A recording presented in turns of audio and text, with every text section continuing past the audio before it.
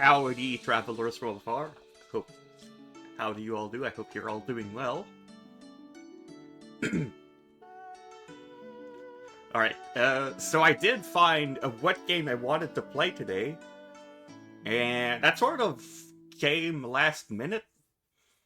I was preparing for Oblivion a little bit back, but then I remembered an old classic that I've never played before. And howdy, Kel. Thank you for redeeming your daily blessing. Actually, I think that's not a game that many people know about. Like, I've only heard about it from a close family or friends of the family. Like, I never really heard anyone else talk about it. It is called a Planescape Torment. I have never played it myself, but family and friends have played it. So it is now my turn to play. Howdy, Agataza, welcome. And yeah, I shall move us to the game. I haven't opened the game yet because there is a, So this is a really old game, and they have intro cutscenes when you start the game. That's how old it is. So I shall go through the game, and then we'll start the game then.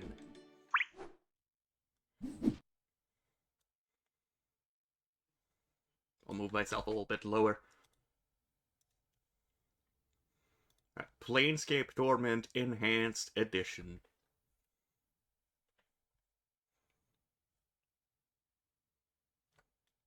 Ah, there it is.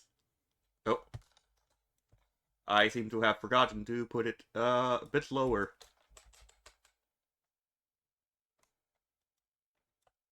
Over here. There we go. Seems the current game sound is not captured.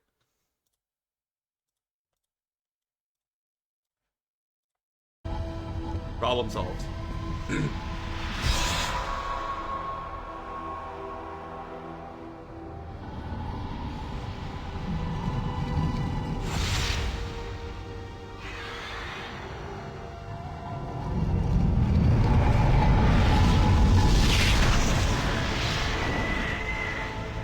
These are real graphics. Yes! Graphics from the 90s.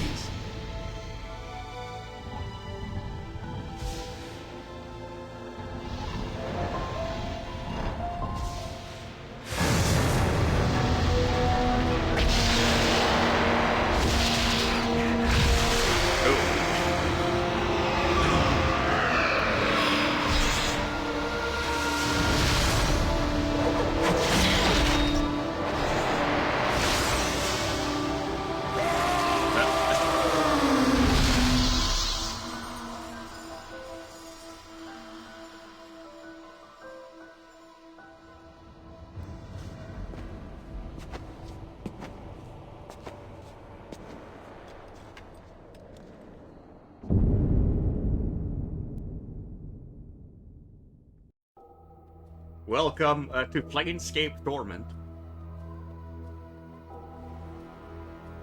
Okay, so the options do have a bit of a theme. So you have New Life for start a new game, select for load game. The Abyss to quit. Resume not life to load, and then Alter Senses to check the options. But we'll do New Life because we don't have a we don't have a save. And I actually checked beforehand what kind of character I should create to have the most dialogue options. And wisdom to the max.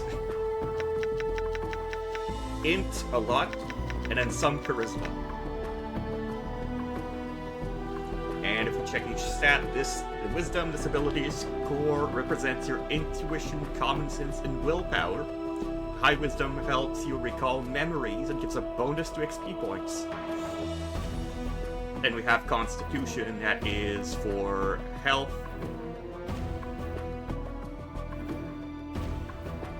High Constitution gives you more hit points. Fast Regen for the nameless one. Charisma. It makes you more persuasive, as usual. Dexterity makes you more agile, more like thief-like. Intelligence helps you regain memories faster, gives you more dialogue options, and aids your mage skills. So I'm probably becoming a mage if that's possible. And then we have Strength.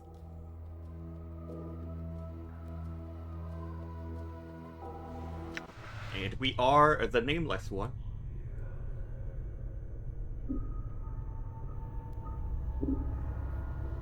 Waking up. Hey, Chief. You okay? You playing corpse or you putting the blinds on the dusties? I thought you were a deader for sure. But who are you? Oh, okay, so there was only voice acting for the first line of dialogue, I guess. Who am I? How about you start? Who are you? I asked you first, Skull. Yeah, and I asked you second. What's your name? You first, Skull. It's the last time I'll ask. You're tighter than a wet rope. Alright, I'll be the nice guy here. Name's Morte. Who are you? I don't know, I can't remember. Is it like all at one? Yeah, I guess so. You can't remember your name? Yeah. Well, next time you spend the night in this burg, go easy on the bub. Name's Morte, and I'm trapped in here too. Visually, like that vector movement. Yeah. Trapped. Yeah, since you haven't had the time to get to your legs yet, here's the chant. I've tried all the doors, and this room is locked tighter than a chastity belt. God damn it. We're locked in where? What is this place? It's called the mortuary. It's a big black structure with all the architectural charm of a pregnant spider. The mortuary? What, am I dead? Not from where I'm standing. You got scars aplenty though. Looks like some Burke painted you with a knife. All the more reason to give this place a laugh before whoever carved you up comes back to finish the job. Scars? How bad are they? Well, the carvings on your chest aren't too bad, but the ones in your back... Say, you got a whole tattoo gallery on your back, Chief. Spells out something. Tattoos on my back. What do they say? Yeah, looks like you come with directions. Morte clears his throat. Let's see, it starts with... I know you feel like you've been drinking a few kegs of stick squash, but you need to center yourself. Among your possessions is a journal that'll shed some light on the dark of the matter. Farod can fill you in on the rest of the chant, if he's not in the dead book already. Farod, does it say anything else? Yeah, there's a bit more. Morty pauses. Let's see, it goes on. Don't lose the journal, or we'll be up in the sticks again. And whatever you do, do not tell anyone who you are or what happens to you, or they'll put you on a quick pilgrimage to a crematorium. Do what I tell you. Read the journal and find Farod. No wonder my back hurts. There's a damn novel written there. As for that journal I'm supposed to have with me. Was there one while I was lying there? No, you were stripped to the skins when you arrived here. Besides, looks like you got enough of a journal penned on your body. What about Farod? Do you know him? Nobody I know, but then again, I don't know many people. Still, some Bergs got to know where to find Farod. Once we get out of here, that is. How do we get out of here? Well, all the doors are locked, so we'll need the key. Chances are one of the walking corpses in this room has it. Walking corpses? Yeah, the mortuary keepers use dead bodies as cheap labor. The corpses are dumb as stones, but they're harmless and won't attack you unless you attack first. Is there some other way? I don't want to kill them for just a key. What? You think it's going to hurt their feelings? They're dead. But if you want a bright side to this, if you kill them, at least they'll have a rest before their keepers raise them up to work again. Well, alright, I'll take one of them down and get the key.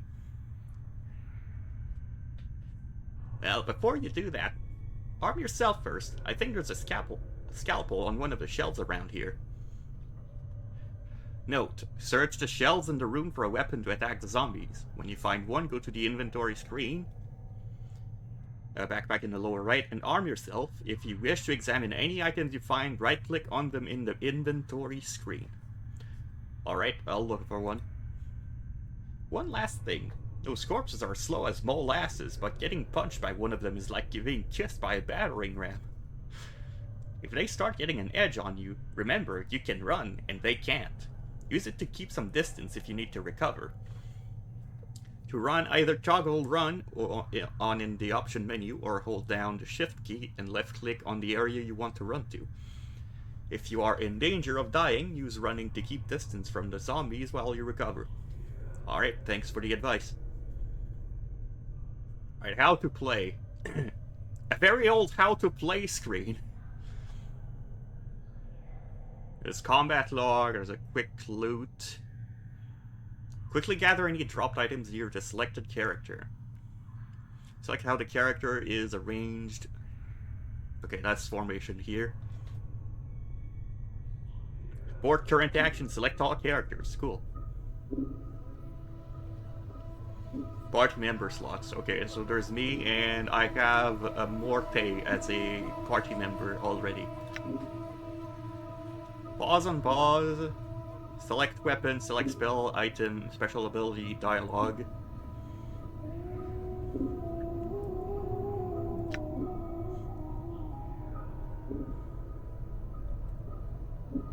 Options, priest scroll, journal, character stats.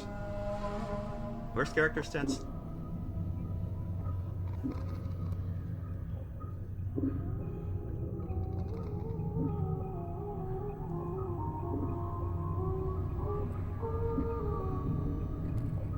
Oh, probably statistics screens. Yeah, statistics. If resting is permitted in a current area, the party rests or stores hit points and spells. Oh yeah, this is a D&D game, I believe, or it is based on D&D. Display a map of the area, yeah. Alright. Oh, okay, I can press tab to see anything I can loot in this room. Yeah, bandages.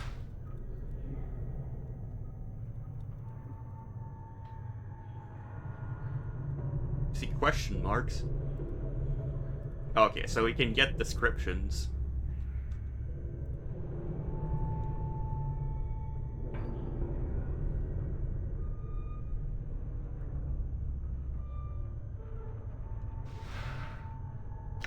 Found a scalpel. Alright, you found a scalpel. Now go get these corpses, and don't worry, I'll stay back and provide valuable tactical advice. Maybe you could help me, Mort. I will be helping you. Good advice is hard to come by. I meant in attacking the corpse. B, I'm a romantic, not a soldier. I just get in the way. When I attack this corpse, you better be right there with me, or you'll be the next thing I plunge the scalpel in. Alright, I'll help you.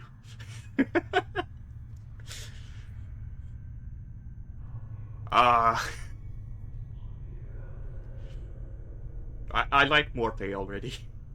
Note, if you wish Morte to help you attack, simply make sure the both of you are selected when you attack the corpse. Morte will join in on the attack.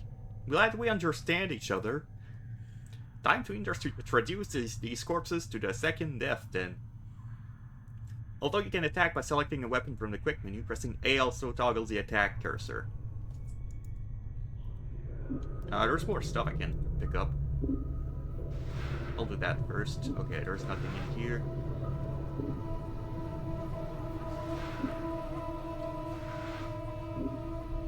Anything else in the room?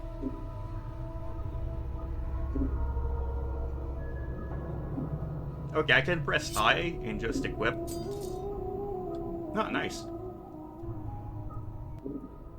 Is there a quick save button?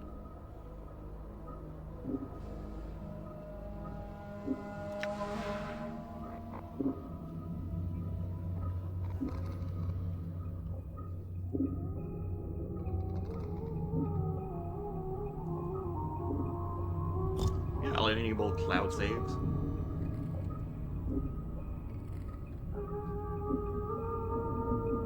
Although maybe I'll reduce score. Let's see how it is first.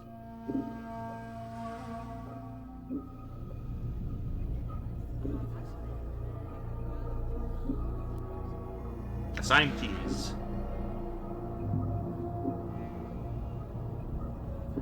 There doesn't seem to be quick save.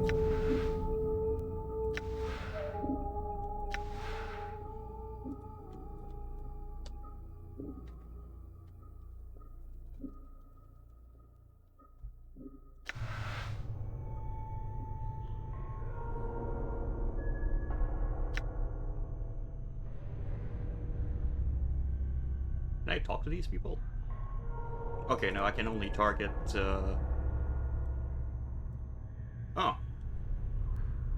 I can talk to them. His corpse's head lolls and back and forth on his shoulders. Judging from the angle of the neck, it looks like this man may have been hanged.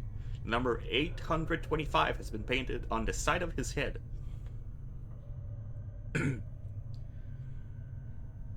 Looking for a key. Do you happen to have one? Chief, they can't hear you. Alright? They're dead. But you're dead, and you're talking to me. Yeah, but I'm special. Death couldn't kill my zest for life. These corpses here, Morty rolls his eyes. They probably didn't have much personality to begin with. Look, Chief, watching you trying to swap the chance with these corpses isn't doing much for my morale. Let's leave the corpse talk for the bar meetings, alright? Alright then, let's go. Do you have anything else to say? Examine the corpse, see if it's carrying a key.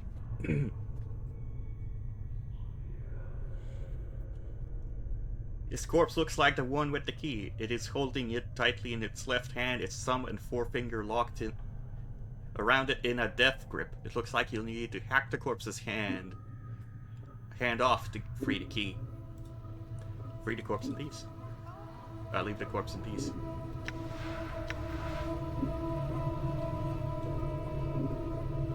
Oh, right, statistics.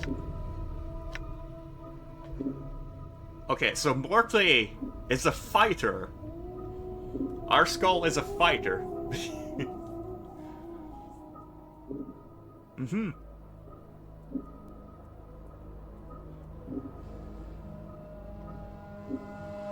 They got a bunch of resistances to cold and poison. Yeah, I don't think a skull is very poisonable.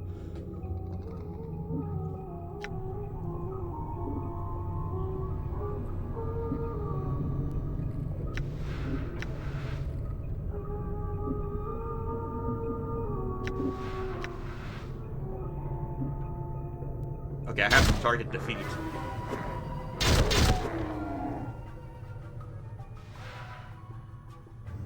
Preparation room key.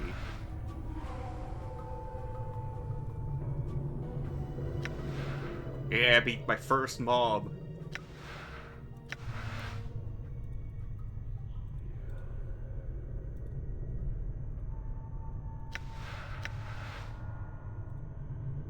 Might as well take out the rest.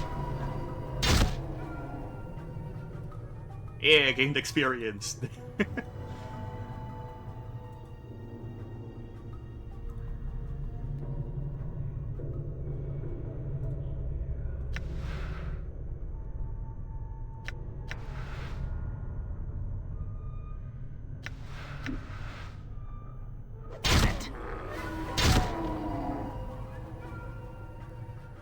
done.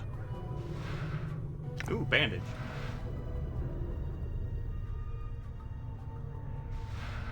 Bandage. Okay, maybe I shouldn't say that much, but... Lost item. I assume that's the key.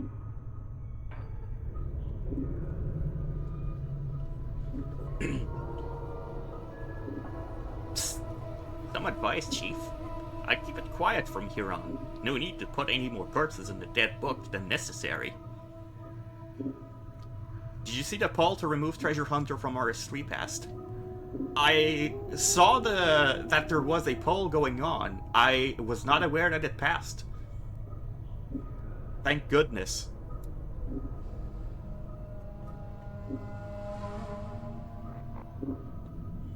I actually did see it and I voted yes.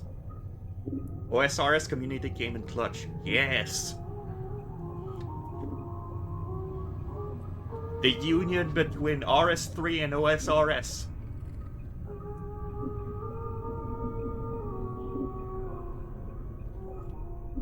Especially the fans. Plus, killing them might draw the caretakers here.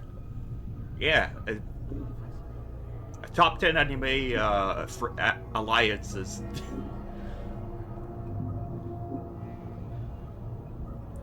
Why do you care about the female corpses? Are you serious? Look, Chief, these dead chits are the last chance for a couple of hardy bashers like us. We need to be chivalrous. No hacking them up for keys, no lopping their limbs off or something like that. Last chance? What are you talking about? Chief, they're dead. We're dead. See where I'm going? Eh? Eh? You can't be serious. Chief, we already got an opening line with these limping ladies. We've all died at least once. We'll all have something to talk about. They'll appreciate men with our kind of death experience. God damn it, Morte. Wait, didn't you say before that I'm not dead? Well, alright, you might not be dead, but I am. And from where I'm standing, I wouldn't mind sharing coffins with some of these fine, sinewy cadavers I see here. God damn it. Morte starts clacking his teeth, as if in anticipation. Of course, the caretakers would have to part with them first, and that's not likely.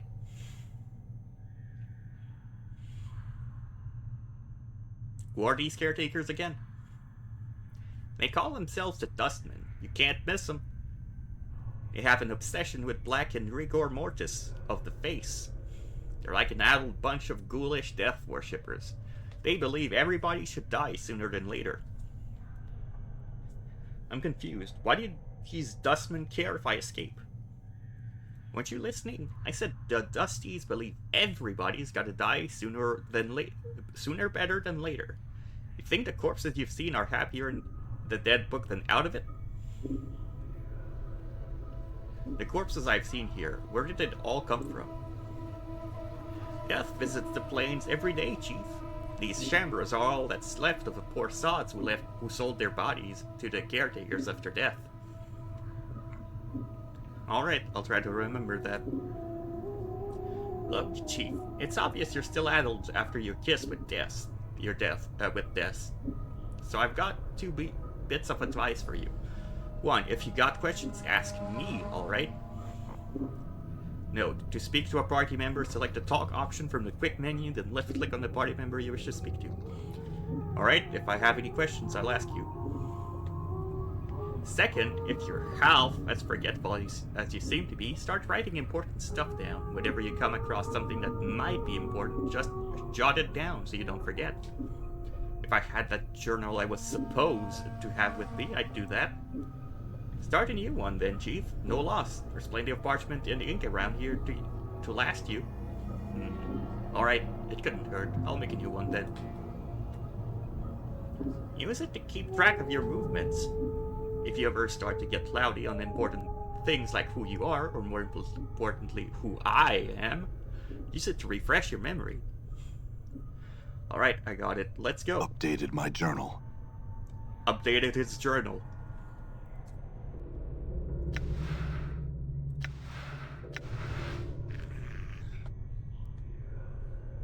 There's more zombie workers. What? Oh, so WASD opens stuff. So I'm not using WASD to move my map, I'm using arrow keys this time. Another sign of an old game.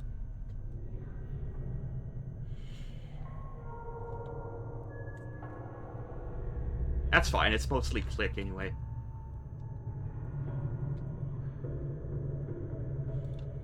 So don't kill too many people, I guess. No, hold on, my stats. I am level 3. Marte is level 2. Okay, so we don't have all the same HP.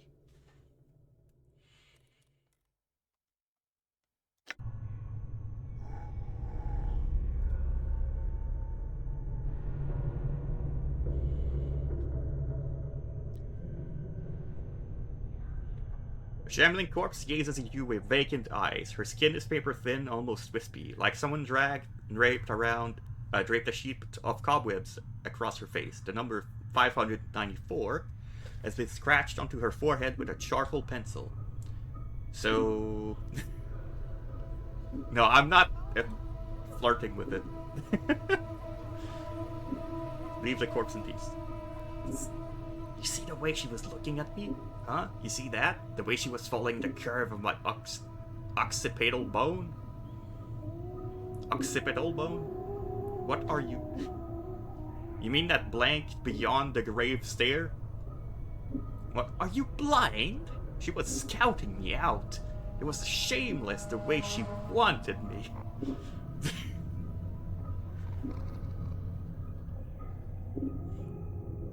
Wanted you to go away, maybe. She was obviously too distracted by me. No.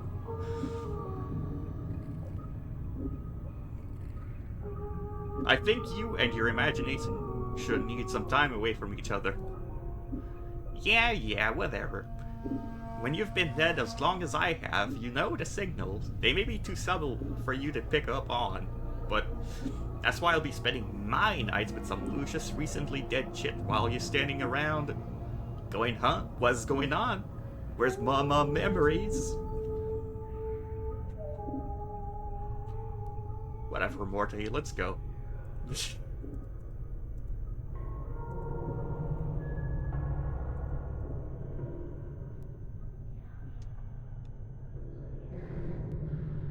Right, no WASD. Yeah, oh, no, I thought it was 4 bandages in the box, but it was not. Ooh, copper. We have money. Yes, irons.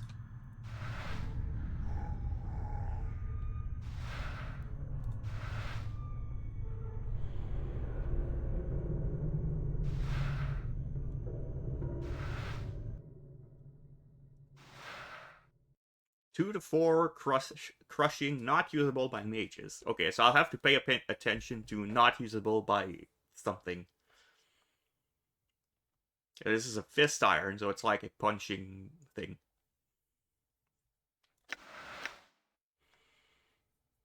Morte's bite.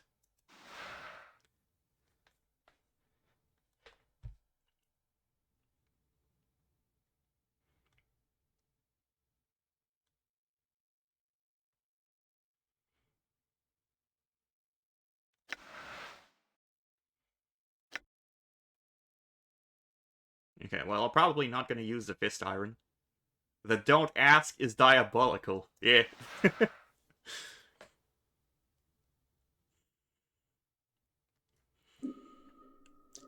Receiving room logbook. This huge logbook lists mortuary procedures in a tight-crabbed script.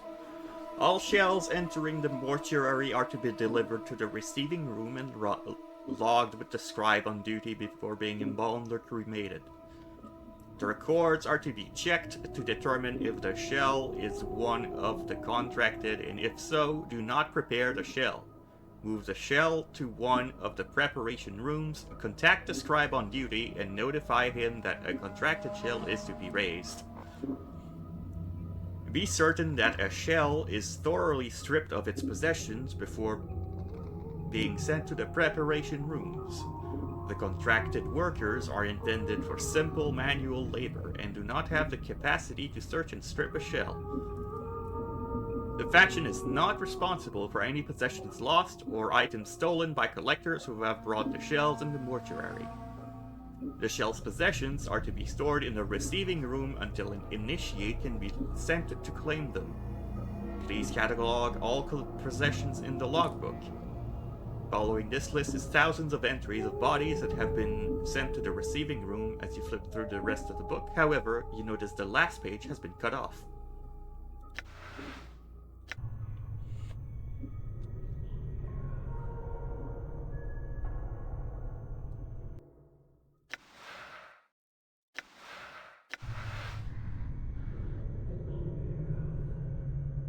Doll. Scribe looks very old, his skin is wrinkled and has a slight trace of yellow like old parchment. Charcoal grey eyes lie within an angular face, and a large white beard flows down the front of his robes like a waterfall. His breathing is ragged and irregular, but his occasional coughing does not slow the scratching of his quill pen. Greetings. Whoa, Chief, what are you doing? I was going to speak with his scribe. He might know something about how I got here.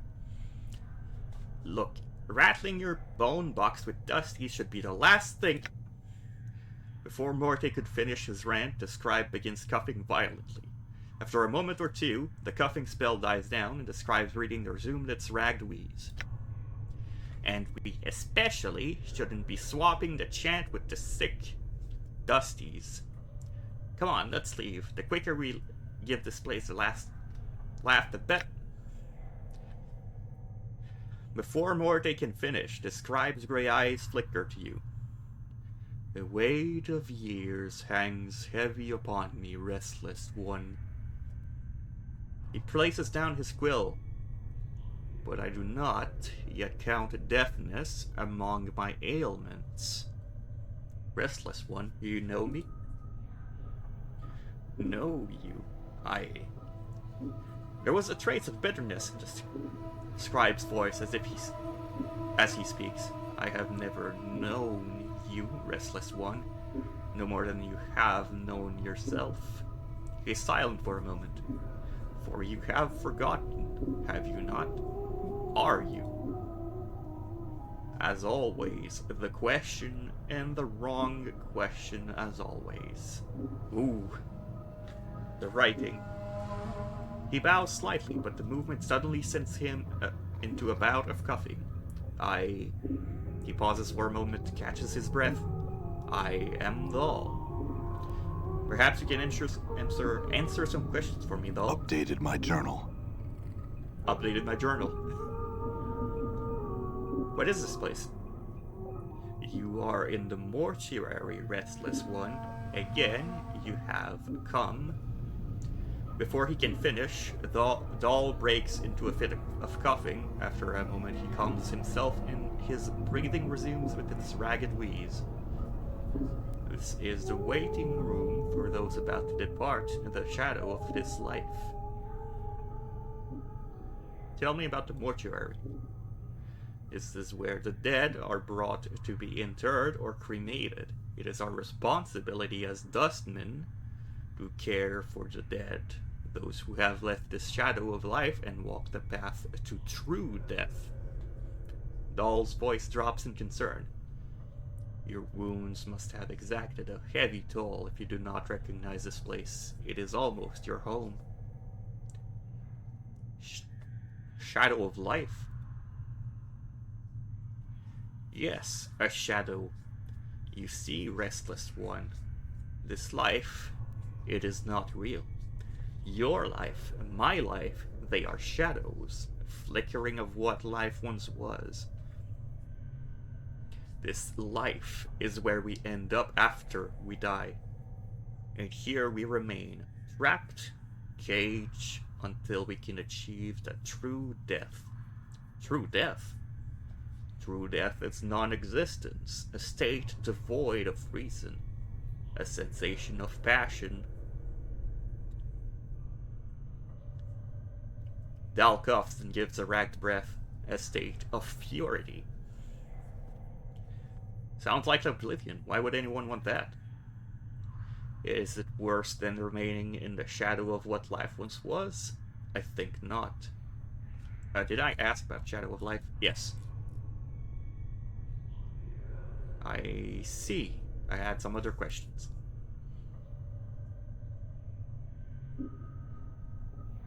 How did I get here? Dal snorts in contempt as if he finds the memory repugnant. Your moldy chariot ferried you to the mortuary, restless one. You would think you were royalty based on the number of loyal subjects that lay stinking and festering in the cart that carried you. I arrived here on a cart. Updated my journal. Yes, your body was somewhere in the middle of the heap, sharing its fluids with the rest of the mountain of corpses. Ugh. Dal breaks into another violent fit of coughing, finally catching his breath minutes later.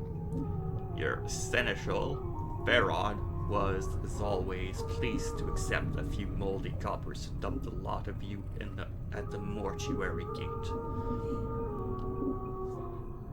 Who is this Farod? He is a collector of the dead.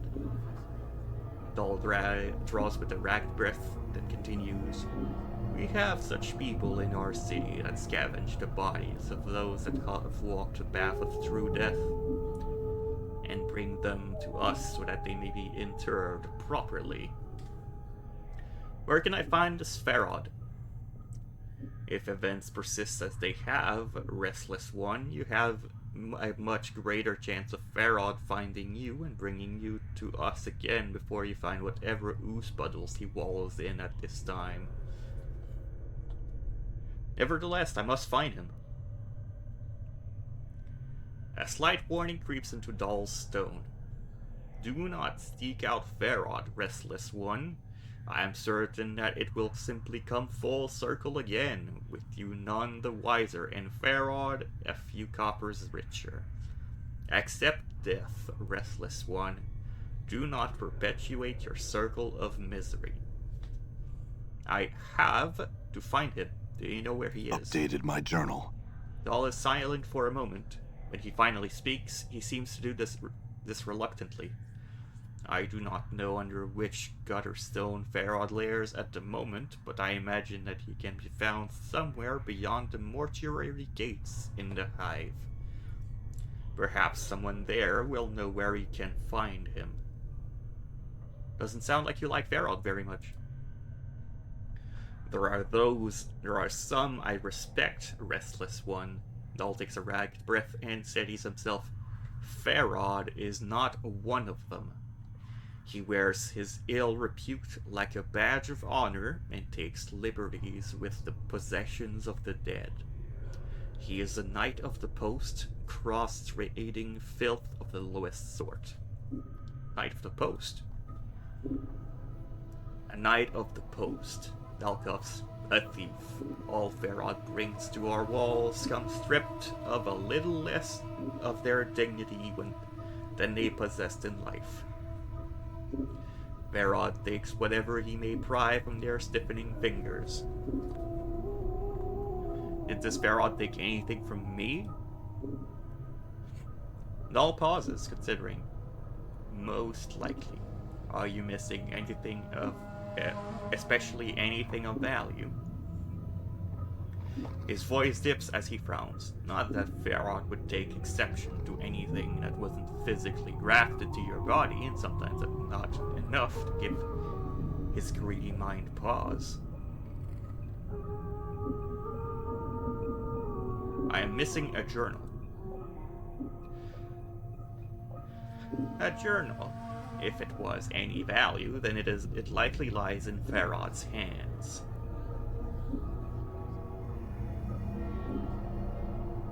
Had some other questions. Can you tell me how to get out of here? The front gate is the most obvious exit, but they will not let anyone other than Dustman pass. Dahl breaks into a ragged cough, then continues.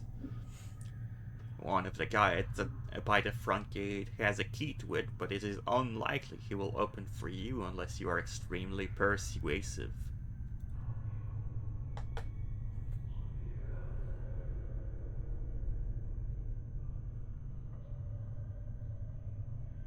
You sound ill. Are you not well? I am close to the true death, restless one. It will not be long before I pass the eternal boundary and find peace that I have been seeking. I tire of this mortal sphere. Dahl gives a ragged cough. The plains hold no more wonders for one such as I. The eternal boundary? The boundary between the shadow of this life and the true death. He's already told us about those. Farewell, Dahl. As you turn to leave, Dahl speaks. Know this, I do not envy you, restless one. To be reborn as you would be a curse that I could not bear. You must come to terms with it. At some point, your path will return you here. Dahl coughs, the sound rattling in his throat. It is the way of all things flesh and bone. Then perhaps we will meet again, Dahl. That was a lot. I'm only 45 minutes in and I'm talking so much. Ooh. What's in here? Nothing.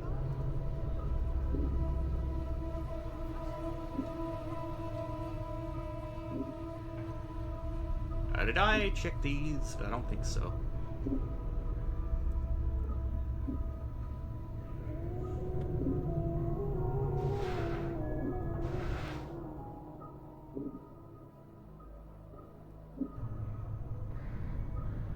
Right, hold shift to run.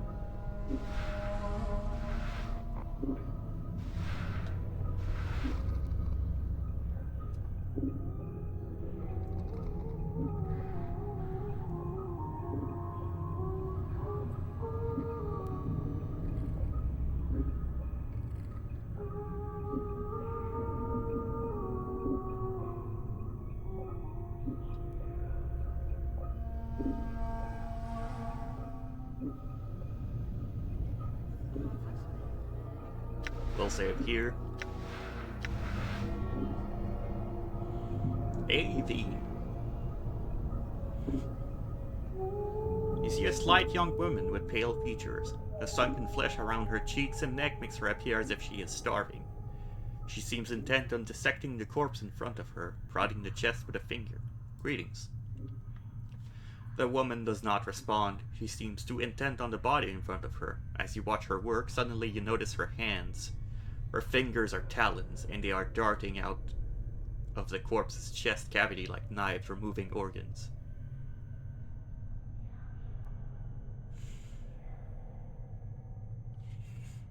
I said greetings. The woman makes no response. I think the dusty chit might be a bit too short of hearing, Chief. Let's lay off, shall we? What's wrong with her hands? Updated my journal. She is a tiefling, Chief. They got fiend blood in their veins, usually because some ancestor of theirs shared knickers with one demon or another.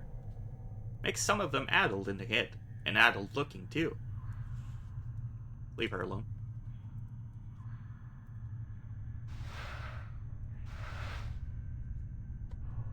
Okay, so I saw there was an option to always run. I'll just do that.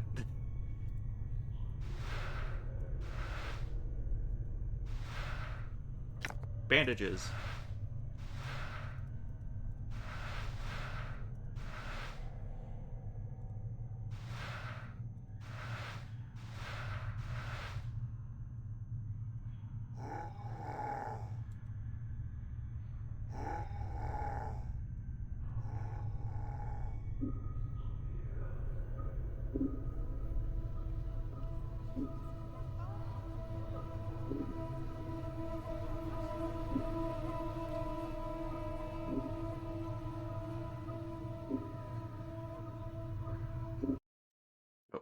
want to open this up right here.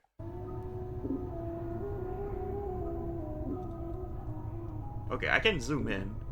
I think I'll do that a little bit. To see myself closer. Jar of embalming fluid.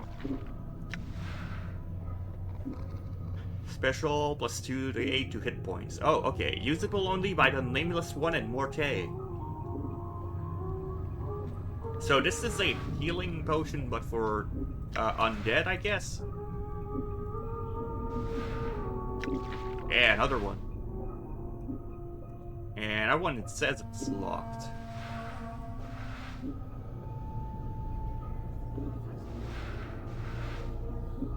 What can you do with a locked cabinet?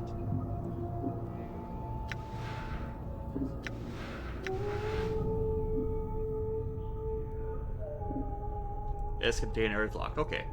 Maybe we can find a key of some sort somewhere.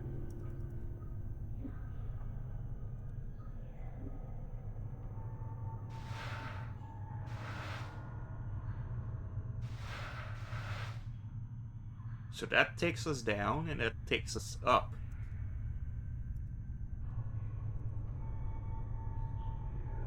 This door is locked, you need a key. Okay. This door is locked, you need a key. Okay, so there's only a way up. I'm gone. What's your third floor?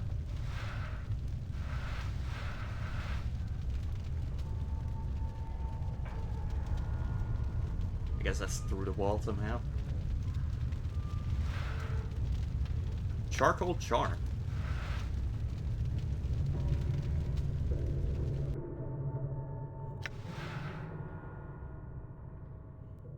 Oh, okay, there's autosave.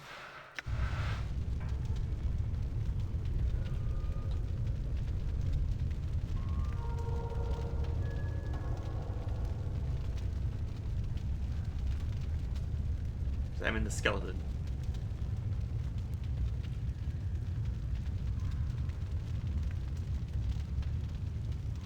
Leave the skeleton in peace.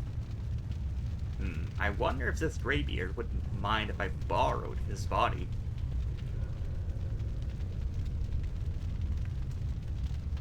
I don't think he's in any position to object. Morty studies the skeleton for a moment, and then shakes his head. Nah, I need a fresher one than this, and something with a little more dignity. This one's all creaky and fractured. And you're not? Oh, you're a sack full of laughs. Morte glares at you. Besides, you're one to talk, Birch. Mirrors beg for mercy when you're around.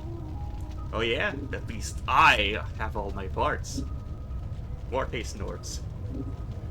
You're not quite sure how he managed it without his lungs.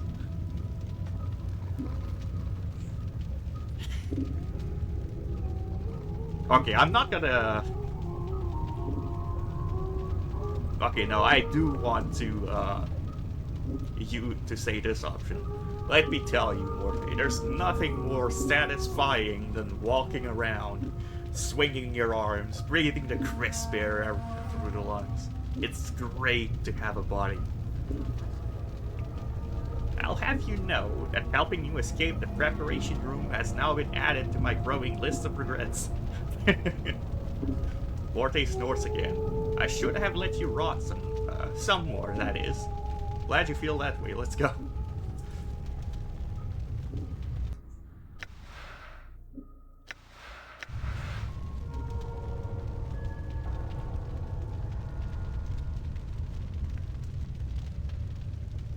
The dustman regards you with a stony gaze. Are you lost?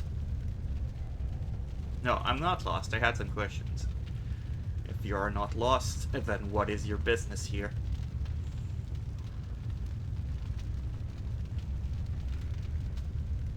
I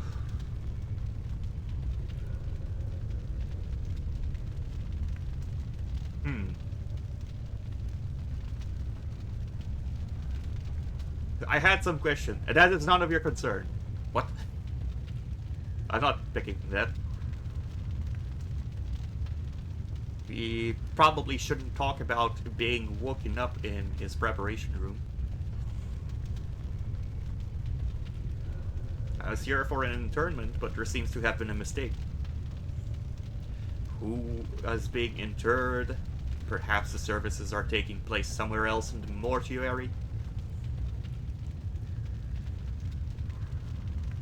That could be. Where are those other services taking place? Several internment chambers line the perimeters of the mortuary. They follow the curve on the wall on the first and second floor. Do you know the name of the deceased? No. Then you should check with one of the guides at the front gate. They can assist you.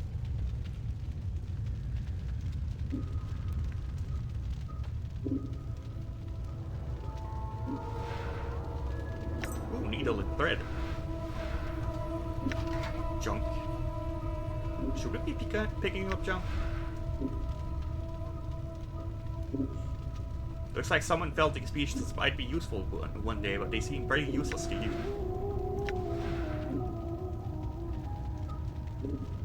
Heals 6 hit points. Used for stitching up wounds in living or dead bodies.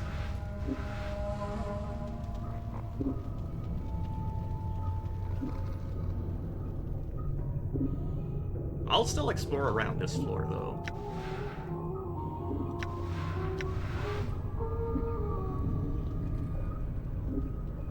You there, hold.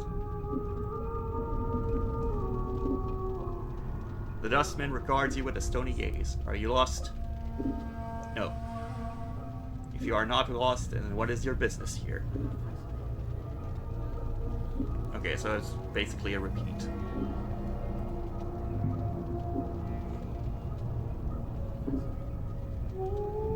Wait.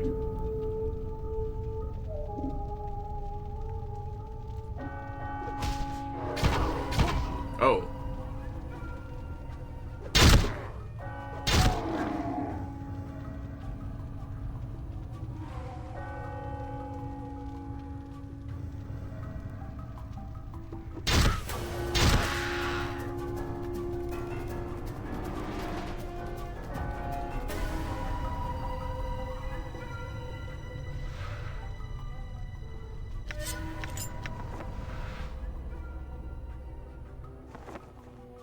Can probably wear this to blend in.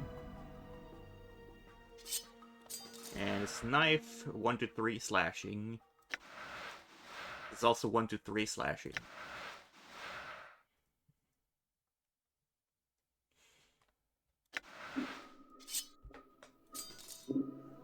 Speed 2. Is it better to have 2 speed or 1 speed?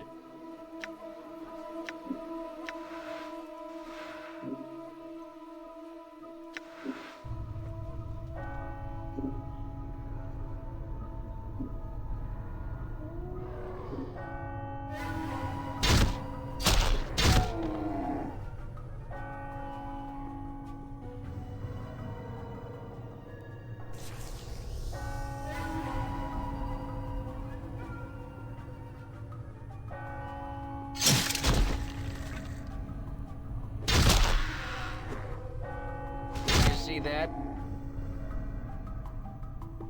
We'll go with it for now.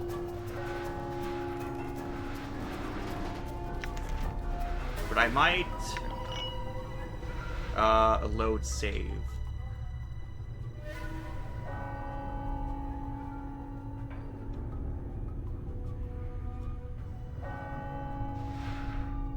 Ooh, wooden tub. What's that like? 1 to 6 crushing, weight 3, speed 4.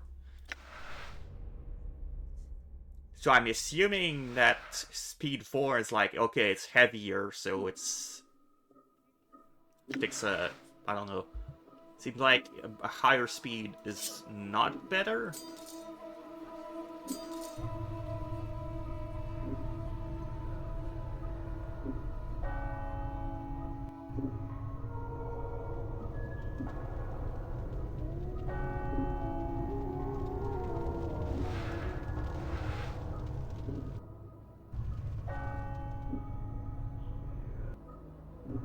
Ah, right, no WASD.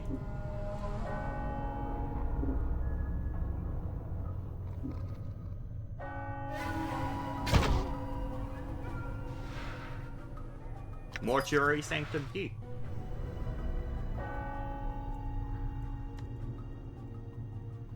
Because it seems like we can get out of here without killing anything. Like, there was a set of dialogue option we could use to get out. 1-6 crushing, speed 6, weight 6. Yeah, this is a heavier weapon, so it's slower, I guess.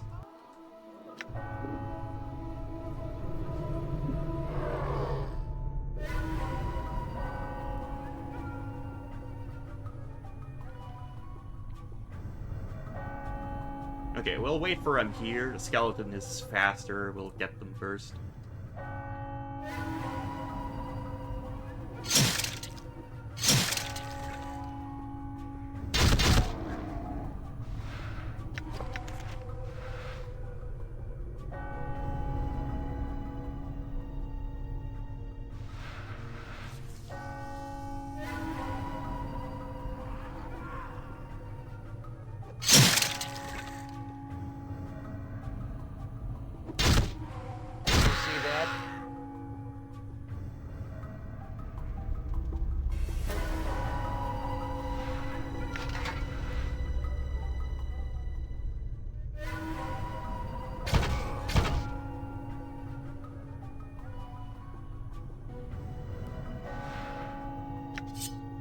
Dirty rat charm.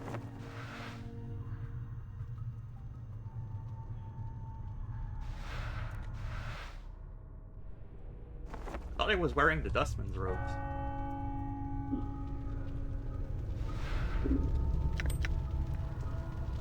Oh, okay, so we're not supposed to be picking up everything.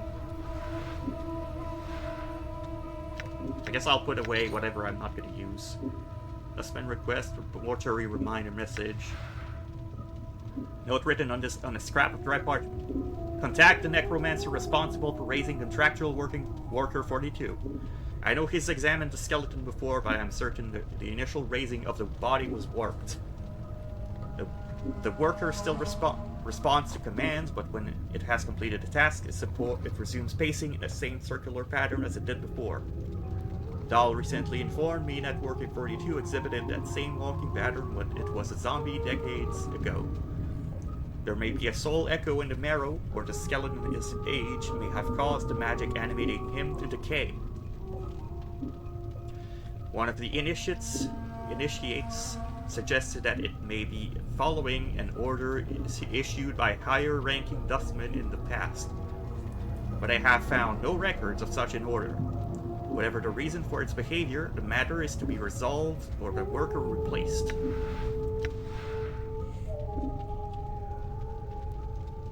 This rolled up piece of parchment appears to have been some sort of message skeleton in the mortuary we're supposed to deliver. This is the third and last request for the pry bar. If it has been misplaced, tell me, and I shall go to the hive market and purchase another. I have no objection to maintaining the contracted workers, but I've been trying to repair the skeletons, and the bolts are wedged in so tight I can't get them out. Also, some of the locks on the storage cabinets on the 3rd floor may have become stuck again due to the heat, and I need the pry bar to snap them open as well. Oh! If the pry bar is indeed lost, I will see about procuring the services of a locksmith and having the cabinet locks replaced. Your aid in this matter as would be appreciated. An unreadable signature has been scrawled beneath the message.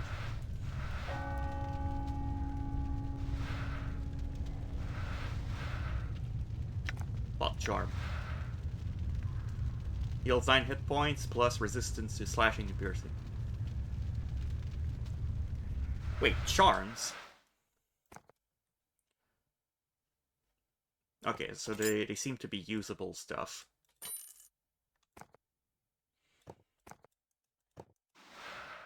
Wait, what? Howdy, Bacon. How goes it?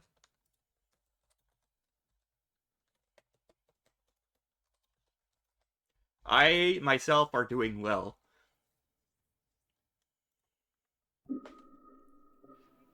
Usable only by thieves. Okay, I'm not a thief, so I can't use it, I guess.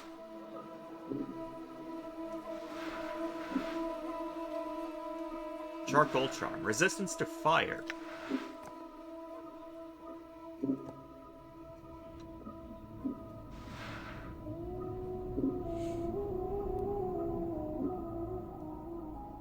Okay, it seems to be a usable.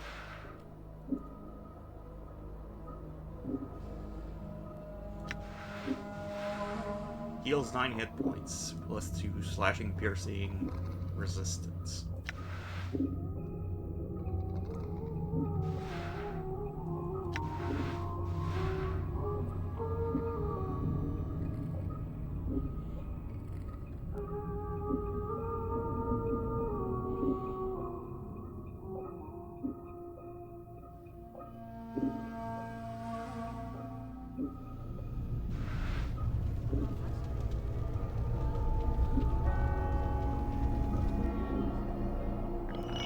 Can I...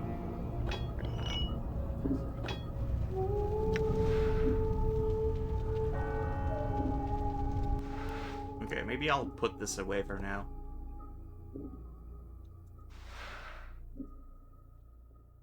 Use this pry bar to force a locked door or chest, select it as a weapon, and then attack the container. Okay, so that's how you do it.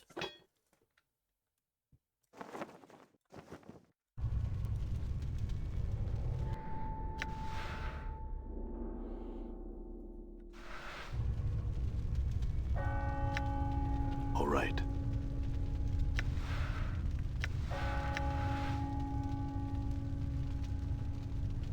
Forced it. Ooh. Okay, I don't need those messages anymore, I don't think. This logbook either. All right.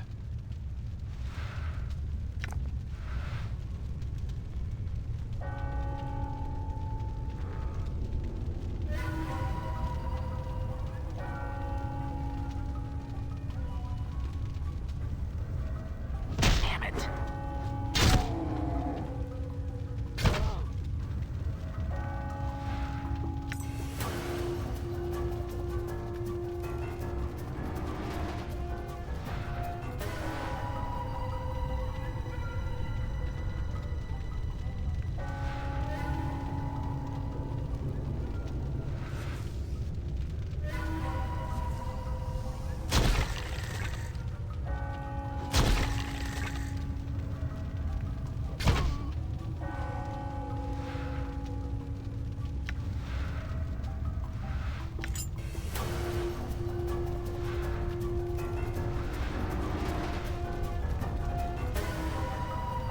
So I suppose don't loot everything.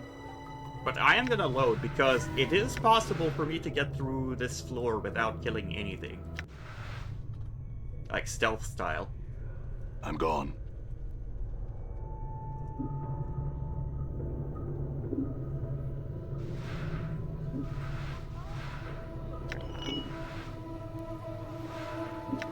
There's the dustman's request. I'll put this away.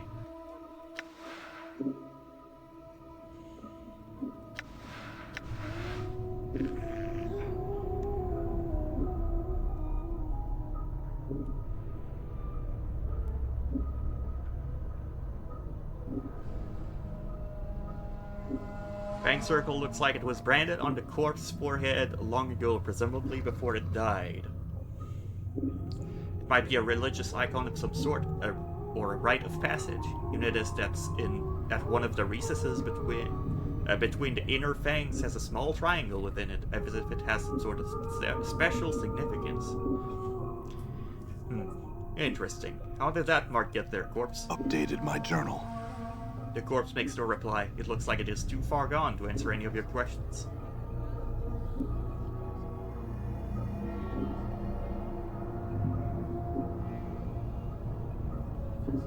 Not gonna flirt with the dead.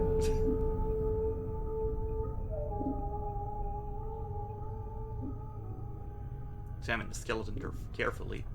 Someone has taken care of to bind the bones of the skeleton with leather straps woven around the body in such a pattern that they resemble muscles and tendons. The straps are secured to metal bolts punched into the skeleton's joints. The skeleton looks like it has seen a great deal of service.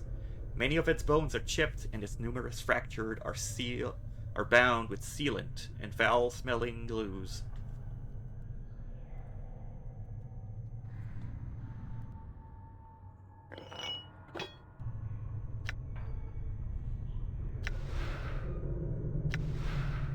Done.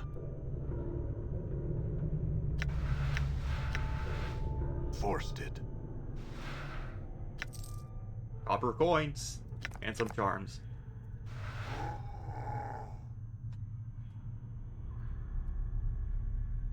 Done.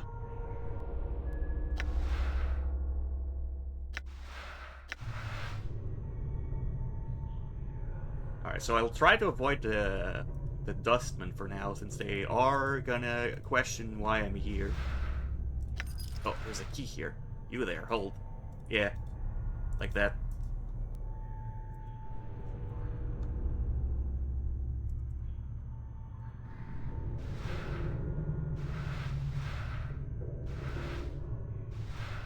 And I'm not gonna be picking up everything.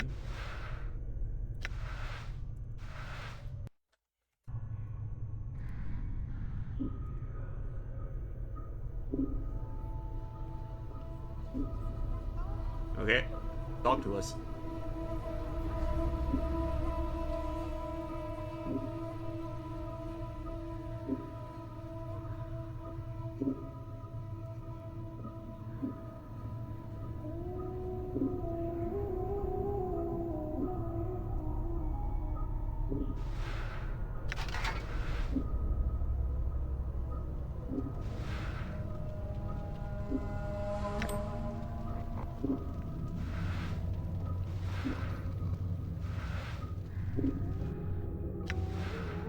Let's save here.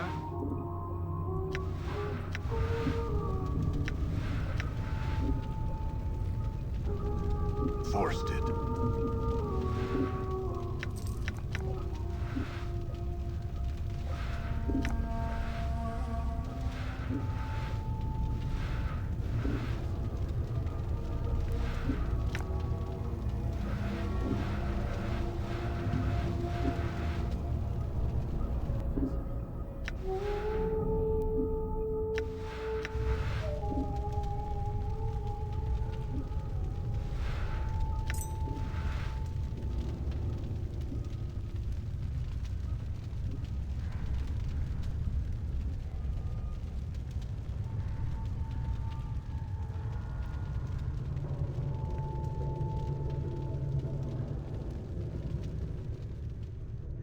So we did find a key.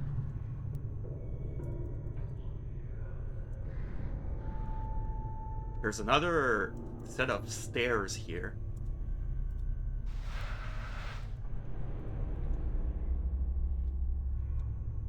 We're back to the second floor. Done. In the first Done. room I was in, looks like.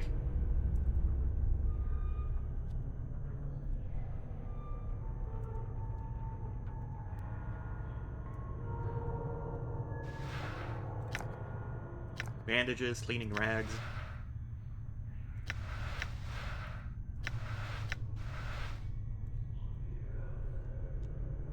It doesn't seem like I should be keeping those. And the junk as well.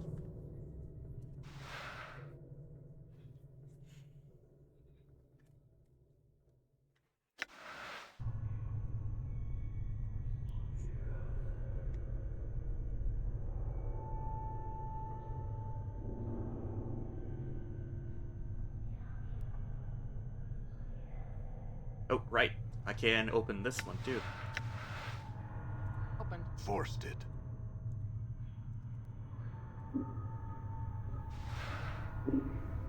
Ancient copper earring closed.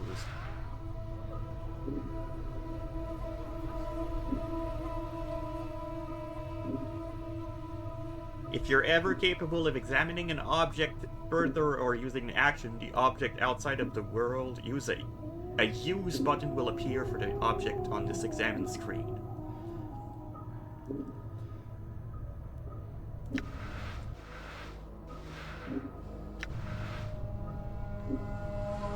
This copper earring looks extremely old. It looks like it was meant to be worn, but there doesn't seem to be a hook or any means of actually attaching it to your ear. There is, however, a series of strange grooves in the inside of the earrings, however. Examine the grooves. The grooves are evenly spaced along the inside of the earring. Upon closer examination, they remind you of small fangs. They were definitely man-made, but you can't figure out what they were intended for. Insert your fingernail in the notch that matches where the triangle was pointing and the fang circle you saw on Zombie 79's forehead. As you hook your fingernail into it at the third groove of from the top and press it inwards, as you do, there is a click and the top of the earring snaps open. Not only you can wear the earring now, it also looks like there is a secret compartment inside the earring. Shake the earring, see if anything comes out.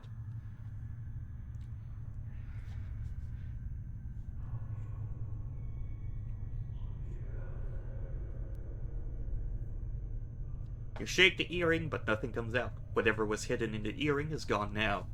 Discovering the latch to the earring will now allow you to wear it. In addition, the secret compartment may also make the wearer, the earring more valuable to the merchant.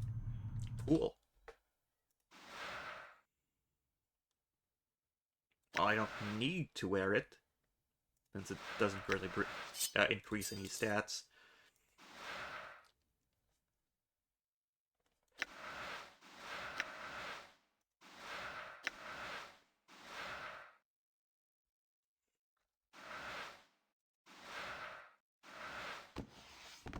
I don't need this logbook anymore.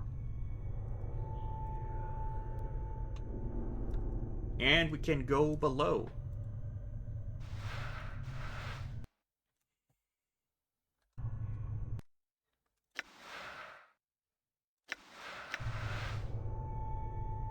But what if we went back up and went to see the zombie that had those, Done.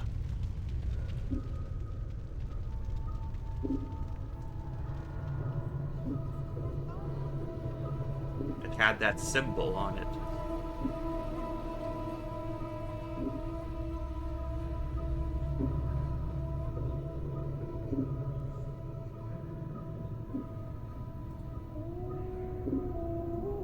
Okay, it looks like we can't do any special interactions with that.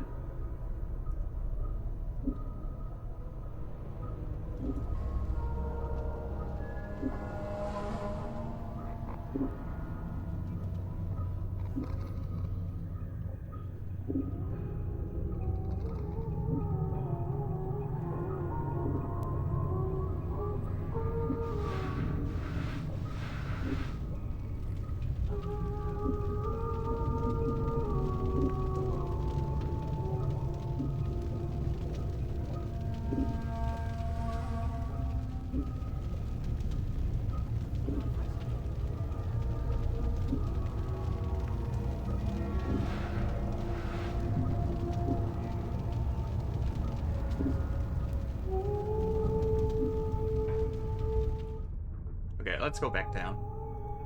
And further down.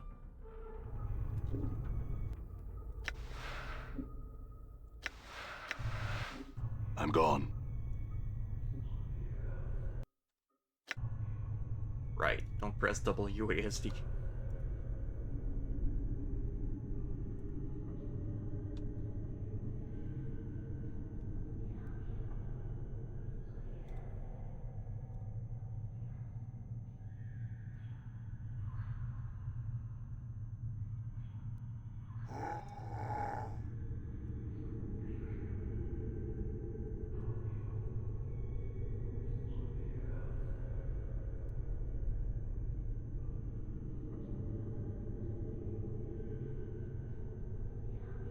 Giant skeleton.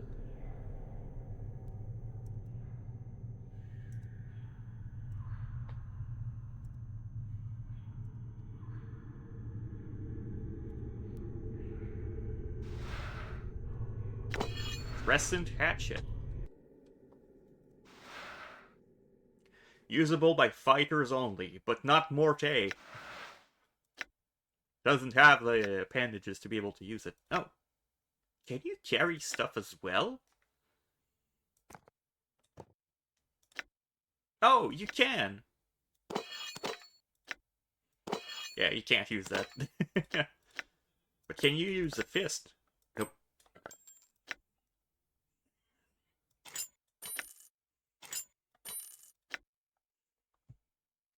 That is interesting.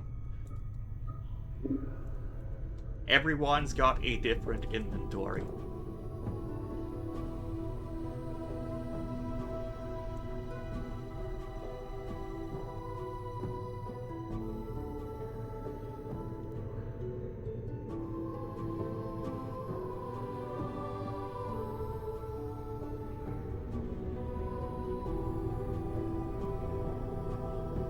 You, state your business. You see a stern-looking man in black robes. He's glaring at you suspiciously.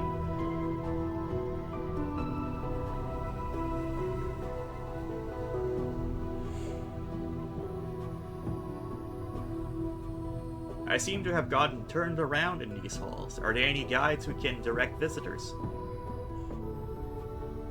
The dustman frowns. He seems skeptical.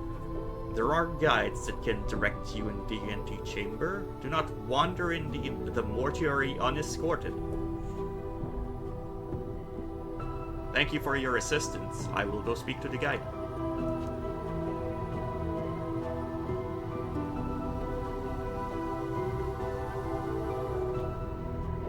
You see a tired-looking man in a black robe. His narrow face is extremely pale, and he doesn't look like as if he's been sleeping. His shoulders are slumped, and the flesh sags loosely beneath his bloodshot eyes. He looks so lost in thought, he doesn't even notice you. Greetings. Updated my journal. Greetings. The man turns to face you and makes a slight bow. You notice that his eyes aren't bloodshot so much that they have a red tinge to them. I am Soego. How may I... He suddenly seems to notice your scars, and the corner of his mouth twitches. I'm sorry, Sirah. Are you lost? No, I was merely looking for the exit. Farewell. I do not recall admitting you. Soego looks at you suspiciously, and his eyes gleam in the light of the torches. May I ask what you are doing here?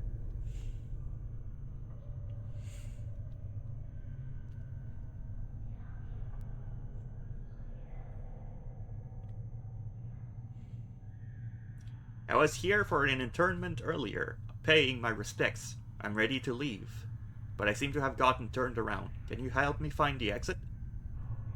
Soego nods, and the corner of his mouth twitches. Why, of course, this hall can seem confusing to visitors.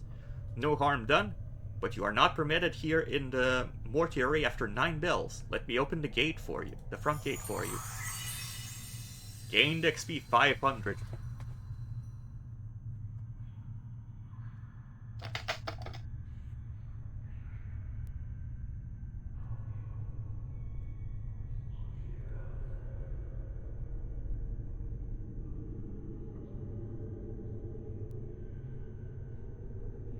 But I do want to explore a little bit more first.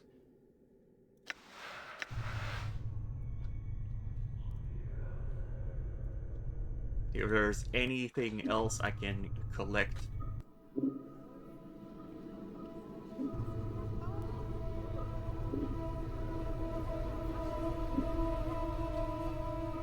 I didn't fully explore this room after all. Whoa!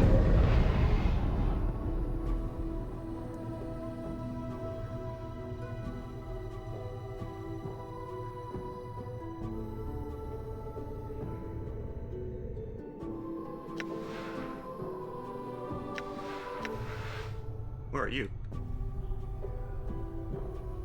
You see a strikingly beautiful ghostly form before you. Her arms are crossed and her eyes are closed. She has long flowing hair and her gown seems stirred by some ethereal breeze. As you watch, she stirs slightly and her eyes flicker.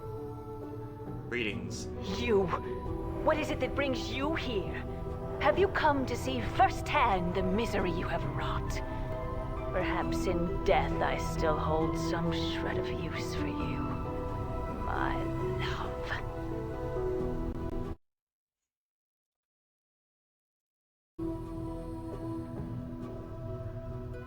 Who are you? The spirit makes a begging motion with her hands. How can it be that the thieves of the mind continue to steal my name from your memory? Do you not remember me, my love? The ghost stretches out her arms. Think. Her voice becomes desperate again. The name Deonara must evoke some memory within you.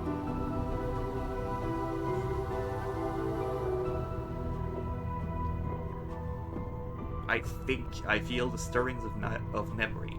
Tell me more. Perhaps your words shall chase the shadows from my mind, Deonara. Oh, at last, if the fates show mercy, even death cannot chase me from your mind, my love. Do you not see? Your memories shall return. Tell me, tell me how I can help you, and I shall. Do you know who I am?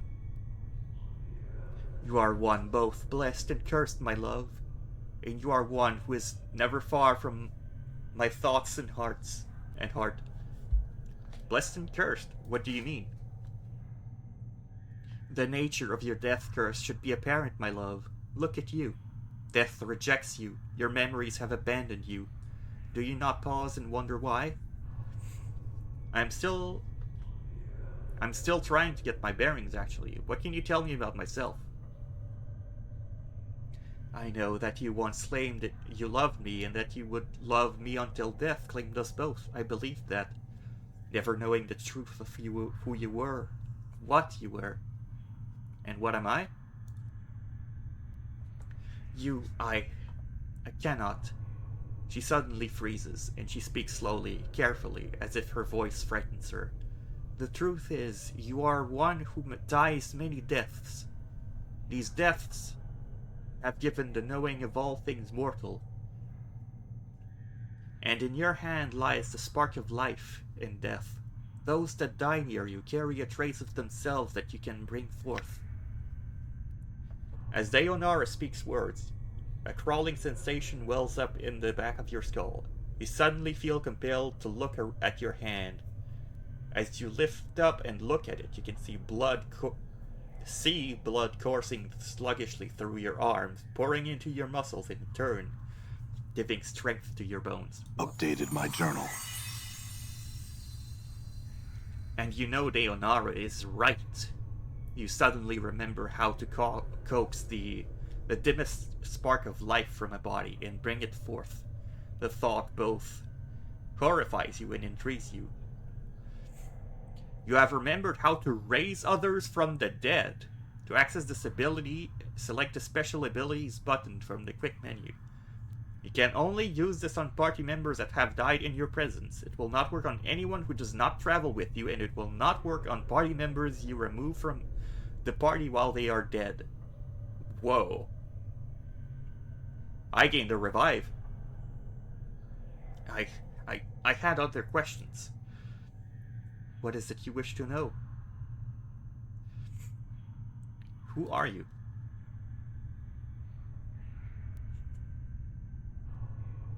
Oh, okay, so it's repeating dialogue. And I kind of know where I am already. I need to escape this place. Can you help me? As you are about to ask Deonara the question, it catches in your throat.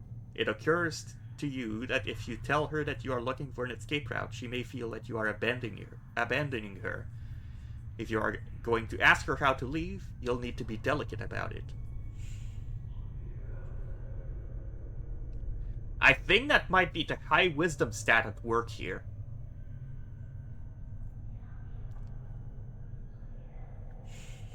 Deonara, I am in danger. Can you guide me to a place of safety? I shall return as soon as I can speak to you again. In danger? Deonara looks concerned. Of course, my love. I will aid you in any way I can.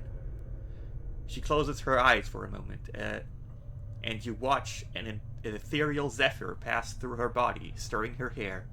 After a moment, the zephyr dies, and her eyes slowly opens. Perhaps there is a way. I sense that this place holds many doors, shrouded from mortal eyes. Perhaps you could use one of those portals as a means to escape. Portals? Portals are holes in existence, leading to destinations in the inner and outer planes. If you could find the proper key, you could escape through one of them. Key? Deonara pauses for a moment, as if attempting to remember. Portals will reveal themselves when you have the proper key. Unfortunately, these keys can be almost anything. An emotion, a piece of wood, a dagger of slivered glass, a scrap of cloth, a tune you hum to yourself. I fear that the dustmen are the only ones who would know the keys you could use to leave their halls, my love. I see. I had some other questions.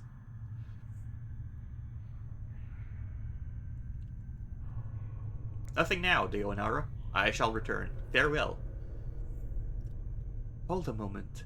I have learned much that when I have traveled with you, my love, and what you have lost, I have retained. I have not divulged all that I know to you. My sight is clear, whilst you fumble in the darkness for a spark of thought. And what is it your sight sees that I do not? Time itself relaxes its hold, as the chill of oblivion slowly claims us, my love. Glimpses of things yet to come across my vision. I see you, my love. I see you as you are now, and... What is it? What do you see? I see what lies ahead for you. It ripples through the plains, stemming outward from this point. Shall I speak of what I see? Tell me.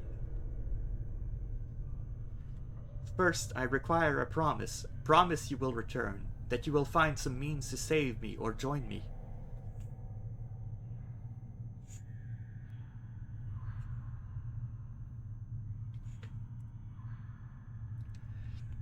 I will do what I can.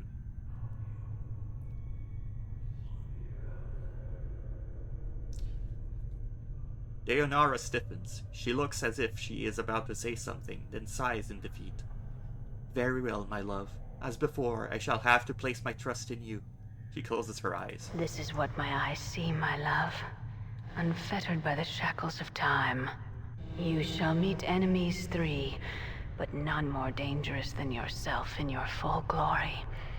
They are shades of evil, of good, and of neutrality, given life and twisted by the laws of the plains.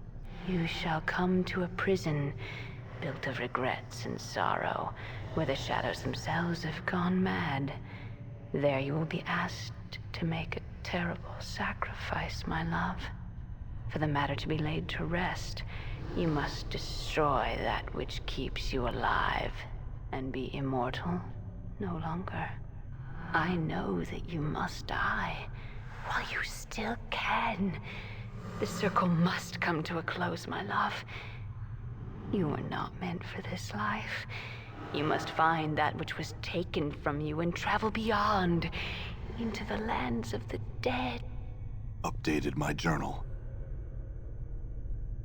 I do not doubt your ability to rise from the dead. I do believe that every incarnation weakens your thoughts and memories. You claim you have lost your memory. Perhaps it is a side effect of countless deaths. If so, what more will you lose in successive deaths? If you lose your mind, you will not even know enough to realize that you cannot die. You shall truly be doomed. Countless deaths? How long has this been going on? I do not truly know, except that it has gone on long enough.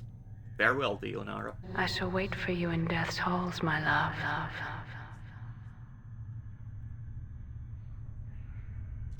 You back with me, Chief? You kind of drifted out on me here. No, I'm fine. Do you know who that spirit was? Spirit. The spectre I was talking to, the woman. You were rattling your bone box with some women? Where? Morty looks around, excited. What did she look like? She was right on top of the beer. Did you not see her? No, you sounded... You just kind of drifted out for a bit there. Just stood there, statue-like. I was a little worried you'd gone addled on me again. No, I'm fine. I think... Let's move on.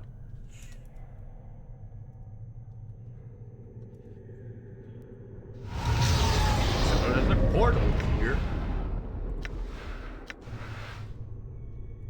Where does this lead?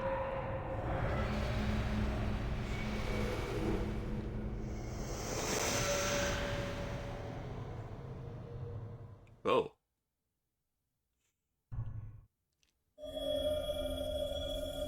Tomb. All right. With some money and pen's note. This note has been written with remarkable penmanship upon the finest parchment. Vaxus, if you are reading this, then you have undoubtedly failed in your task and have been forced to use the escape route I arranged. I told you that your little disguise idea was ridiculous. In any case, you'll need to lay low for a while. The dustmen may be deluded, but they are not fools, and they will certainly seek retribution for our intrusion. I've left you some coins. Use them to secure a hiding place in the hive, preferably in the Ragpicker's Square. The dustmen will be unwilling to look for you there. Once you have secured a new hiding place, I shall see a new mission for you. Find out where Farod is getting those bodies he's delivering to the mortuary. And it's apparently causing the dustmen a great deal of upset, and I wouldn't mind knowing myself. Reports that stone-faced dustmen are at the Gathering Dust Bar initiate Emmerich. I think the fool's name is... has been sending out finders to try and mark Farod's movements.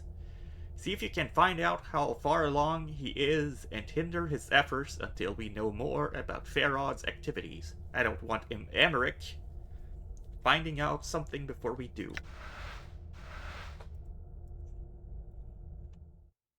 Alright, where do we exit from this place?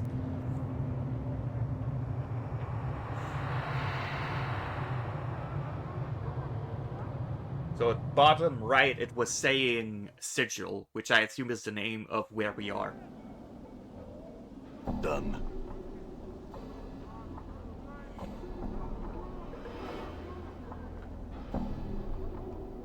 Huh.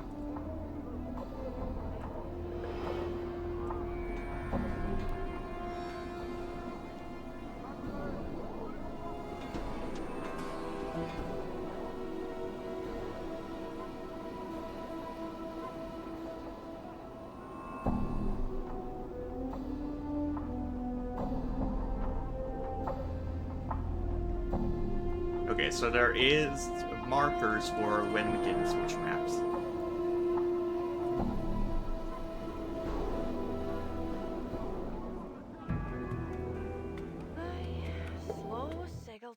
Chief, what are we doing in here? Let's say we just give this place the laugh, all right? I'm gone. Hey, what's eating you, Chief?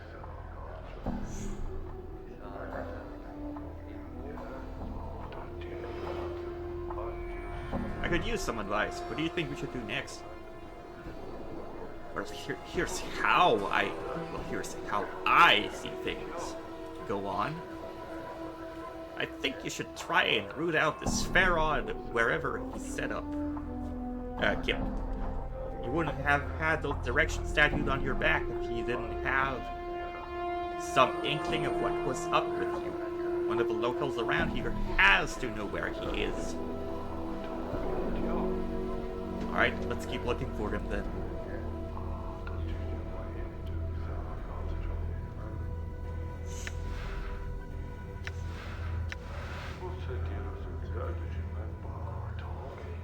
His tiny, wizened man is dwarfed by his huge, dustman robes. They look as if they were chosen to cloak his small stature. Although he looks to be in his late 90s, this man is extremely energetic. He fidgets continuously, and his eyes dart around the bar like a bird's. Greetings. The man's eyes gleams. as he takes your measure, and he gives a slight nod in greeting. Hail and well met, traveler. You look like one who is just getting their sigil legs about them. He trails off. Pardon me, have we met before? Your face seems familiar somehow. No, at least I don't recall you.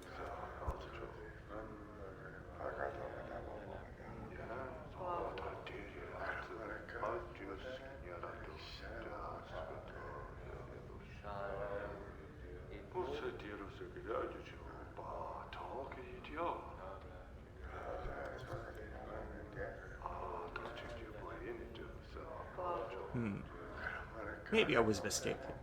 Mortai shakes his head. Well, no matter. How is it that Mortai Gravesend may help you? Do you seek? He clucks his tongue as he speaks. The contract, perhaps? Contract? The contract? Why, it is but a simple transaction. From the depths of his huge robe, Mortai pulls forth a dusty parchment and a quill pen. I give you 50 commons. In return, after death, the Dustman faction may claim your remains. What use will you have for them at that point anyway? What do the Dustmen do with the body? Mortai holds up his hands as if he doesn't know. What does it matter? It is of no consequence when you pass on. It matters to me. Well, if you must know, oftentimes nothing is done with the body, and we, the Dustmen, who have wasted all that money, more fools us. Mortai gives a light smile and looks apologetic. But rarely there are times when the workers in the mortuary need to be replaced, and then we may have a need for your body. You mean I'll be animated as a corpse and put to work in the mortuary? That doesn't sound good. But no harm is done, no pain. Mortai raises a finger as if to emphasize the point. And there is danger. There is no danger. In exchange for money you can spend in this life. You merely have to give us something you will have no need of anyway once you have died.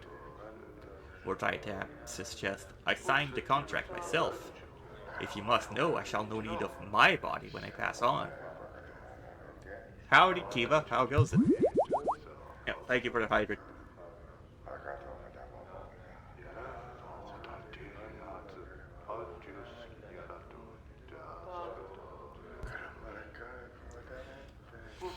Of the recolor? It is a Halloween exclusive. It'll probably be on next stream since we'll be past Halloween then.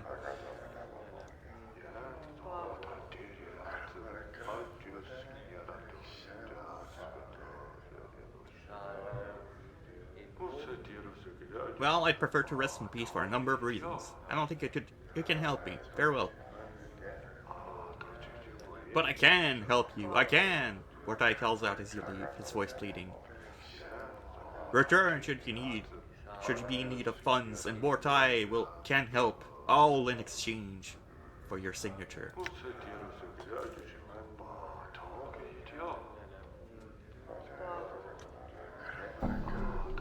Seer the skeptic, as you approach the elderly woman, turns and stares at you. La! Look who's come a-calling on Seer today. Death's dearest son. She looks you up and down and shakes her head in disbelief. By every power and its mother, boy, what crypt did you crawl out of?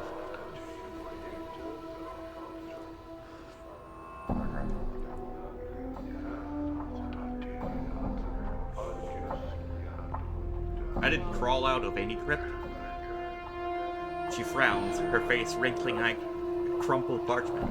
Right then, what coffin did you crawl out of? She mumbles. One of those shoddy coffins that Hamris most like? Gives corpse splinters, I hear. She sniffs. That boy's not been worth a clipped copper since his father died. Who's Hamris? Hamris is a coffin maker, coffin maker in the lower ward. Inherited the shop when his father died, much like the shame of every corpse needing a coffin grip or tombstone and sigil. What happened to his father? Those ears just for show, boy? He died, she mumbles. His son talked him to death, most likely. That boy's tongue doesn't stop rattling. I'm surprised he doesn't take his head loose from his shoulders.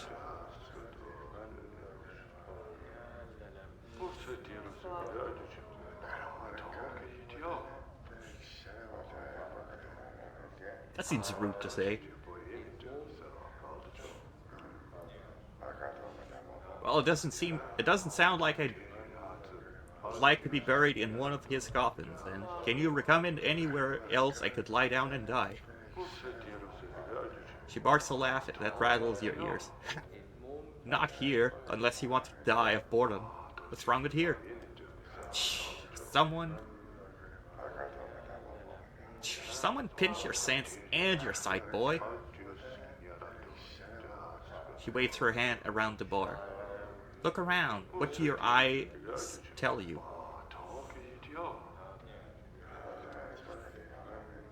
A dustman bar. No. A bunch of fun-loving dustmen drinking happily and conversing merrily, celebrating life to its fullest. You've got a clever tongue, boy. Perhaps your tongue is as clever as you are. Sarah squints at you and then snorts. That'd explain the scars. But it doesn't explain why a dustman is standing here ridiculing other dustmen. Care to answer that one? Are you a dustman? A dustman? I suppose. Sarah sniffs. I've seen no body sand pass through the hourglass while wearing these robes. This body's almost ready to pay the ferryman. She chuckles, but there's not much worth in it. Are you afraid of dying? Well, of course I am, boy. Who isn't? She frowns and glances around. Well, except dustmen, you're not afraid because they've been swallowing so much of their own back droppings over the decades that they've been blinded themselves into thinking that death is some sort of release.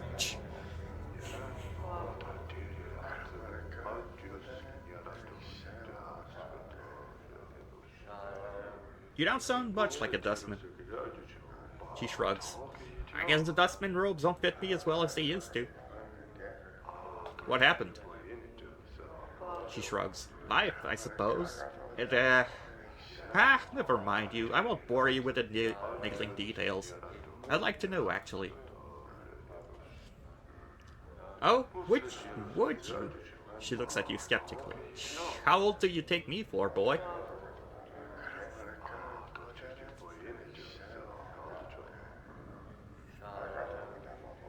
Truth, old. She snorts. Well, you're wrong. I'm really old. Now, I've spent most of my long years teaching dustmen. I've seen many dustmen whelps grow within our order, taught them the ways of the faction, kept the faith, preached the tenets of the faction. She frowns. And so on. And so on. No questions and no doubts. This life was merely an antechamber that led to the true death. I see. I had some other questions.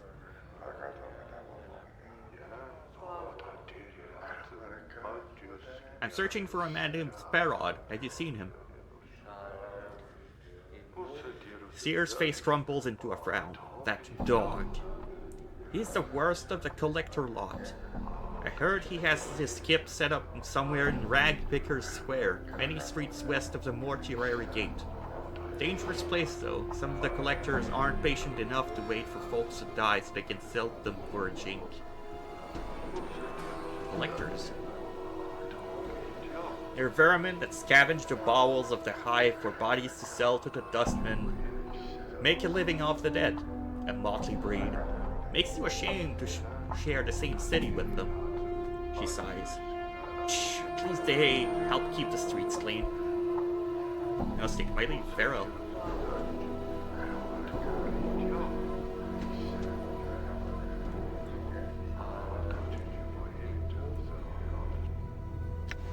Alright. So I have a feeling that we shouldn't be, like, searching everything everywhere, but I'm gonna test that theory. It doesn't seem to do anything here for now. Old copper eyes. Before he was a tall, silent figure, he could easily pass for a statue, although the deep furrows in his face and brow make you wonder if the sculptor was a little too eager in defining the face with the chisel. He looks well over 50 years old, but exactly how much over 50, it's hard to tell. As he slowly turns to look at you, you catch the dull sheen of copper in his eyes. Greetings.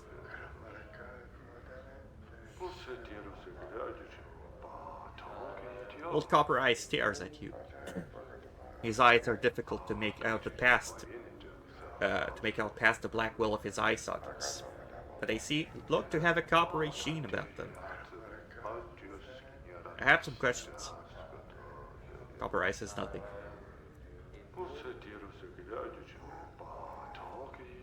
All right.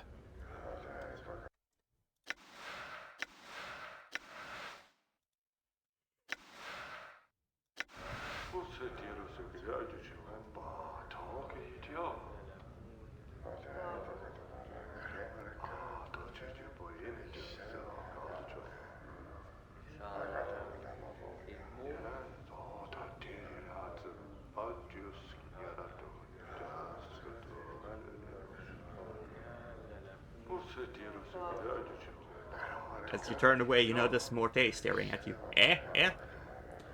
Did you see the way that cadaverous beauty was staring at me? Morte's teeth chatter as if in anticipation. She was looking for some lucky cutter to thaw her coffin. Please don't start this again. Morte ignores you and becomes thoughtful. I don't really mind the attention, actually. It's just that I feel like... It's just that I like to be seen as something more than just a skull, you know? I have feelings that go beyond my base animal instincts. I want courtship, not some fortnight fling around the mausoleum.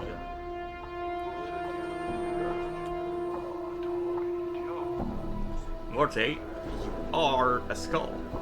Nobody can help but see you as a skull. Accept it. Yeah, well, I may be just a skull, but I've got a big heart. Actually, you don't have one of those. What? Were you dumped into my life to spit on my dreams and aspirations? Fine, be that way. I don't have a heart, but I do have a soul. Well, actually, I'm betting you... forget it, let's go.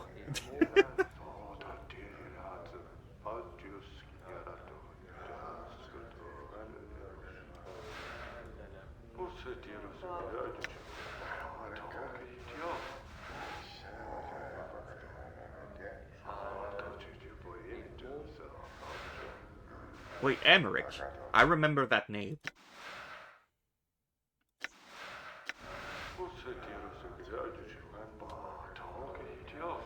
You see a heavy-set man with dark skin and grim features. He is dressed in dustman's robes and is regarding you with a stony gaze. Greetings. You have the look of one lost. The man's voice is like stone settling. Did the wind send you, or are you here with purpose? Who are you? I am Emmerich, factotum and initiate of the Fourth Circle. Is this your bar? If you measure ownership in copper, this is not my establishment. If you measure ownership in spirit, it is mine. He pauses, as if trying to emphasize a point. The dustmen here are my students. They are under my protection. Can I ask you some questions?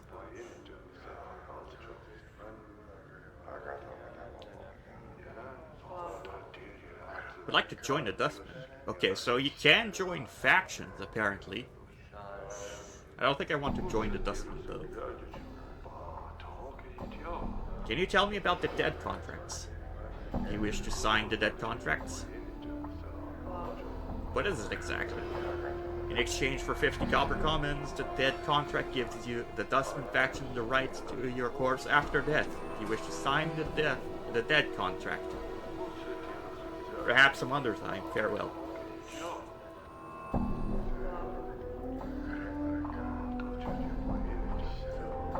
Awaiting death.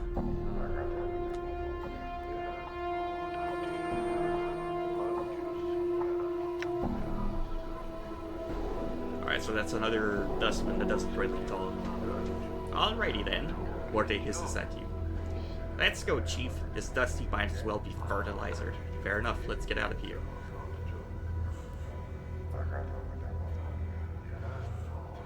As you turn to leave, the dustman suddenly speaks, his voice barely a murmur. You have to strain to hear the words. You think he said something about wanting to die. What did you say?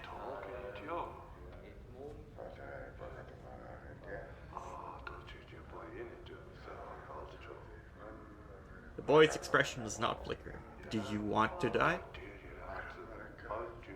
Truth, no. Do you? Yes. Why do you want to live?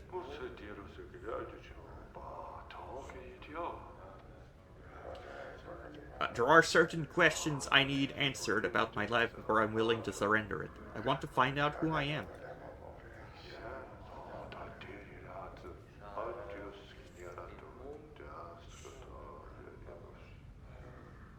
The dustman listens silently. After you speak, he does not respond, merely watches you. He looks like he is thinking. Do you want to die? Is that why you asked? Yes.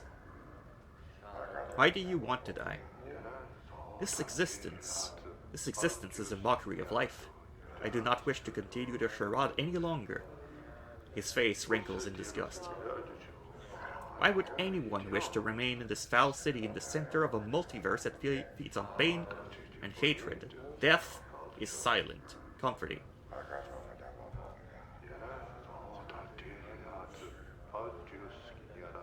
That's a bleak outlook. There's a lot more to life than pain and hatred. Is this living? He bares his teeth and his hands clench. This existence is a mockery of life. I do not wish to continue the charade any longer. Death is silent, comforting.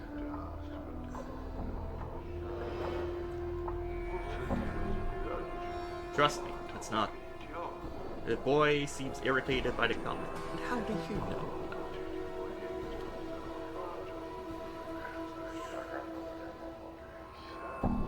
I don't know. I have yet to see what lies beyond death and remember it. If I die again, perhaps I could speak of it.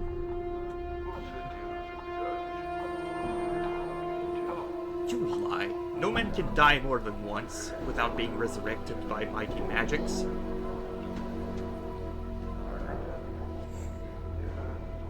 Resurrected? Resurrected. Brought back to life. The magic required is indeed powerful. Who would be capable of such power? A powerful sorcerer or priest, or one of the powers. But not anyone I know. He frowns. I don't believe you know of anyone of that sort either.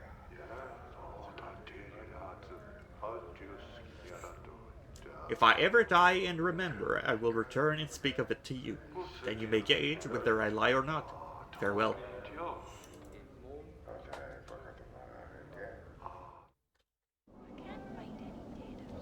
Done. Maybe I could gun a Dusty. Looks like the Dusty's lost one of them deaders.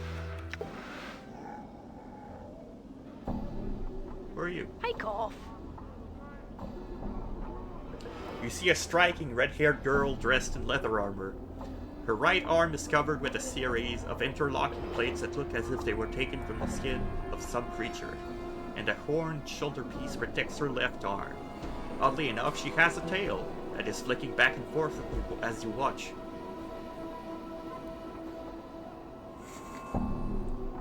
The girl ignores you.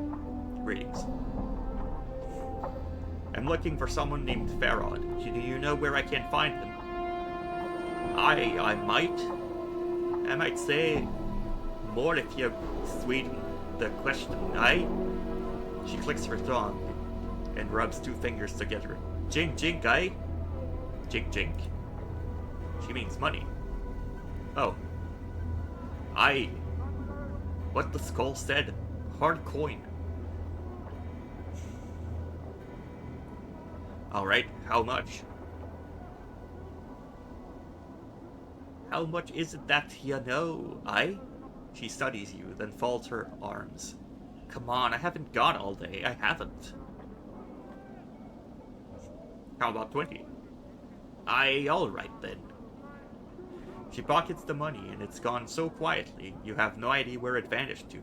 Look for him in the alley spireward from the mortuary. That's where the south and west of the mortuary, South and west of the mortuary. Thanks. No, I'll... Very well, I had some other questions.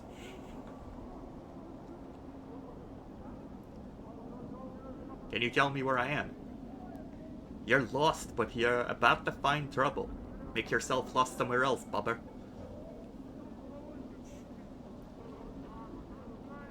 I had some other questions I wanted to ask first. And what is it you want? I can't help but notice you have a tail. Do I now? The girl looks at her tail. So I do. And here I was thinking it was a trick of me, My aren't you a sharp cutter? She bares her teeth. Why don't you piss off and to whatever hole you crawled out of and leave me be? Me nor my tail is for trade, jig.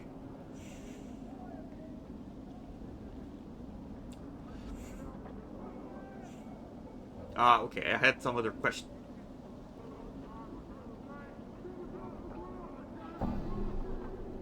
It's just as well neither you nor your tail are for sale. You couldn't squeak out a living with them anyway. What are you talking about, you blighter? Say it again.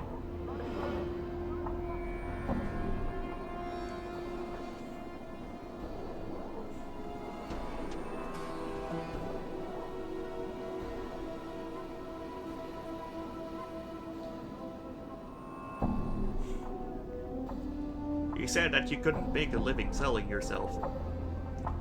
Oh, it's good I sells corpses then. You look ready for the dustman's furnace, Skull. Sell corpses? The dustman's pays a little jink for anyone willing to scrape dealers off the scrape debtors off the street and bring them down to mortuary. The mortuary. This is me territory, though. So don't you even think about fishing debtors here, right? Your territory? My territory. What is the gulf between the areas? What, is the gulf between the areas so wide that me words echo? Pah! You ask demeaning questions, scab. Pike off and nettle with someone else with your questions. I just had one more question. Bar that, I have nothing more to say. Berg.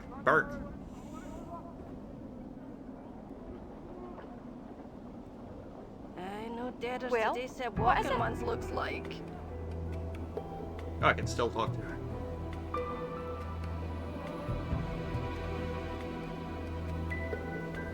I'm missing a journal. Have you seen one? Nay, I've seen nothing like that. I haven't. You said Farrell was to the south and west of Mortuary, correct? I did. Have you forgotten already? Not this time. Farewell. I piped off the wherever you came from then. Farewell to you. Looks like the Dusty's lost one of the debtors. Aye, slow sigil day it is.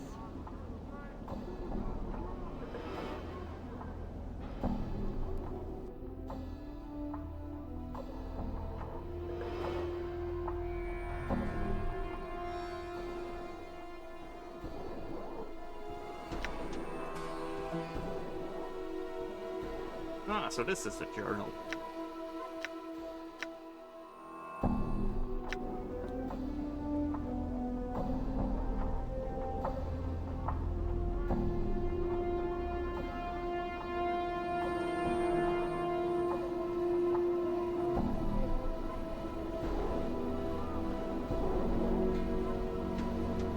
have no idea where to go. So I guess I'll be exploring.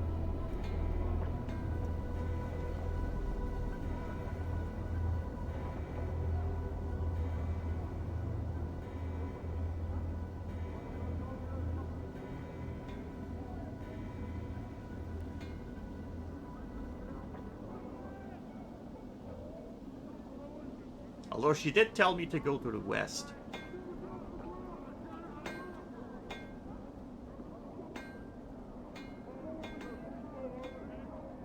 But I'll explore here first.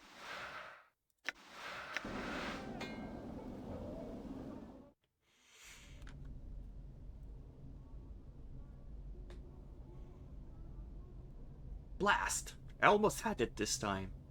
Don't you know it's dangerous to interrupt spellcasters while they are evoking a spell? Luckily for you, I was only practicing. Well, what is it you want? My apologies for disturbing you. Farewell.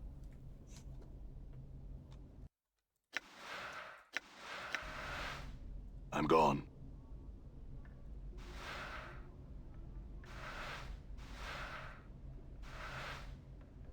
Okay, they don't seem upset when I check their cabinets. Done.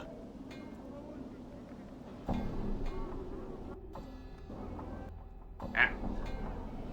Keep pressing buttons that I shouldn't need to press.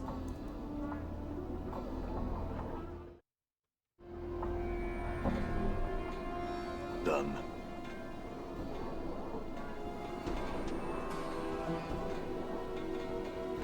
Come on, Cutter, come on in here. You want to sleep outside? It's cold out here. Come on inside. We got a warm bed. Hey, you!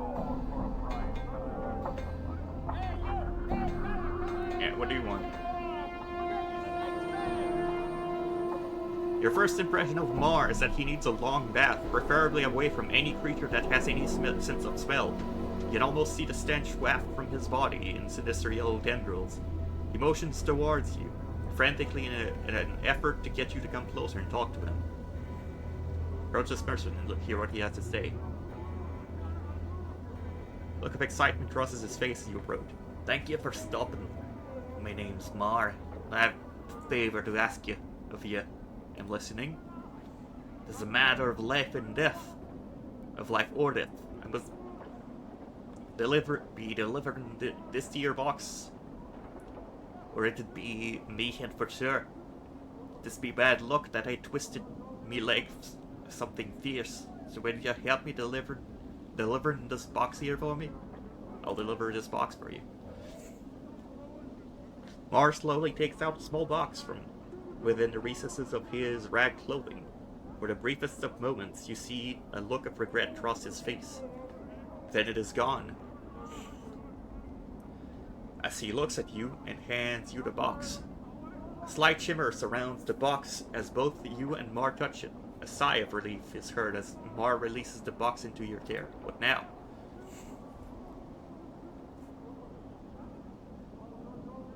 This be needing delivering to Quadra. It can be found somewhere down in the southeastern section of the hive. Oh, unless you try to say anything, to say I didn't warn you. Whatever happens, don't open the box. And don't leave the hive with the box. Now off with you. I'll be back when I deliver the box. Farewell. Updated my journal. Ah.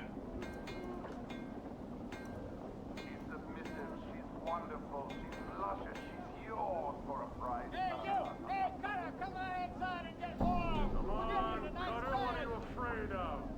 Alright, what bad decisions have you made? Howdy, Kitsune. Thank you for the 39 month. I don't know why that stream alert. Oh, there it is. It's finally here. What bad decisions have you made? I don't know yet. I picked up a box from someone, and I'm supposed to deliver it. Come on, Cutter, come on in here. You want to sleep outside? It's cold out here. Come on inside. We got a warm bed.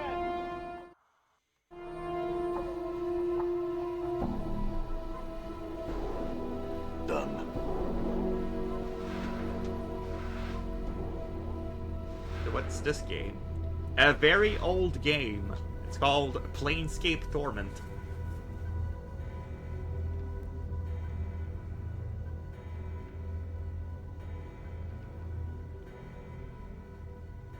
I'm gonna leave the man alone.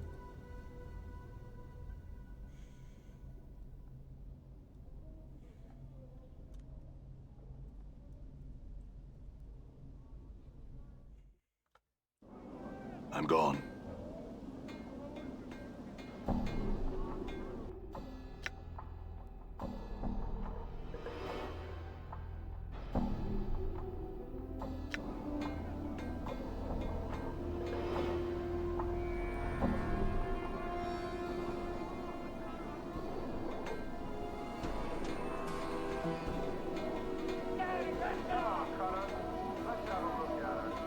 Alright, let's go back east.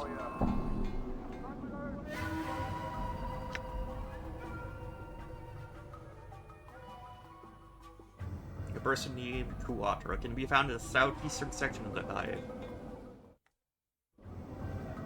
I'm gone.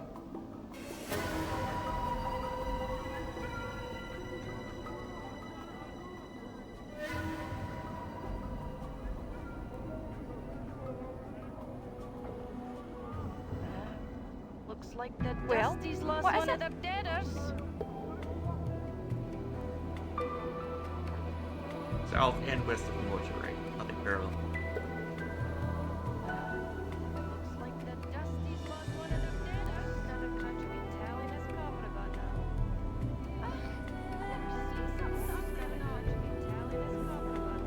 I gotta find someone called Kuwatra.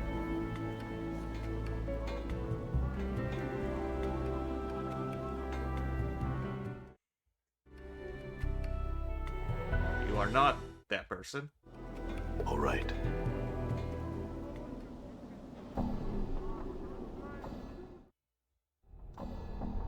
All right.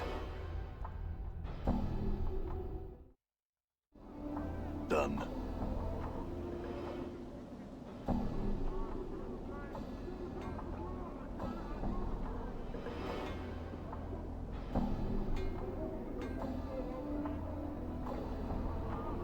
Maybe you were in here?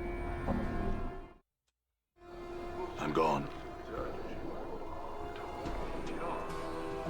No.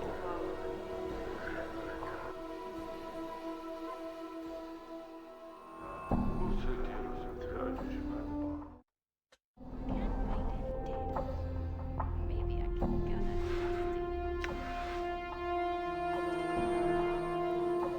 The southeastern portion of the hive, okay. Oh, okay, so you can check where each places go. Done. So this is still in the hive.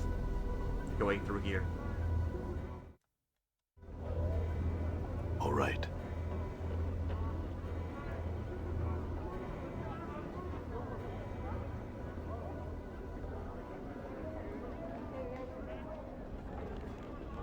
So basically, we left a mortuary. We woke up in a mortuary, and we don't know where we are.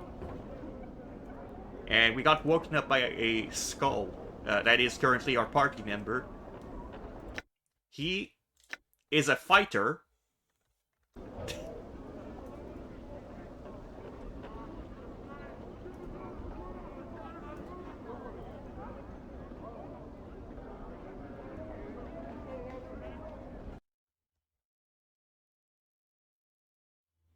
Quatra's warehouse. Okay, that's probably there.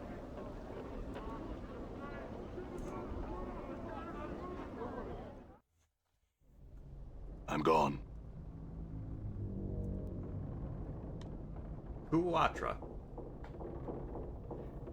Moving from box to box, this man seems to be totally immersed in counting boxes and scribbling results down on a piece of paper. He looks annoyed as you interrupt him. What is it now? Can't you see I'm busy taking inventory? Go bother someone else. I was told to deliver this box to you. Well, why didn't you say so in the first place? Let's see what you got for me. I'm sure it'll need to be inventoried. Mar told me to give this to you. As you hold out the box for him to take, Quatra's expression turns from one of interest to that of intense horror. No, please, get it away from me. I don't understand. Why are you afraid of this box? I said, get back. Death. Evil. had to do. Mar, I couldn't take it anymore. Please, take the two Braskins. Black Raskin, live southwest, hive, me. No!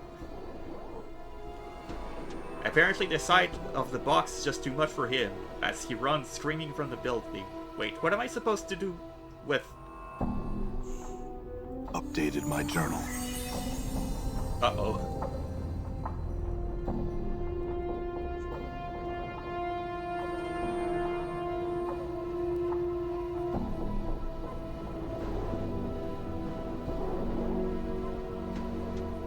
Well, I scared a man with a box. All right.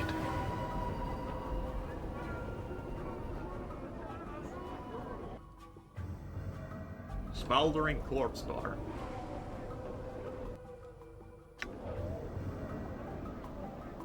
I'll probably go there some other time. Wait, what the... What?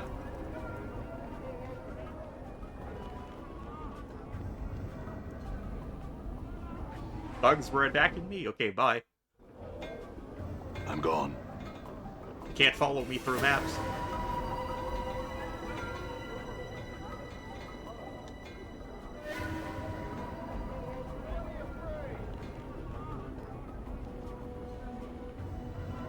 Try these spices, sir.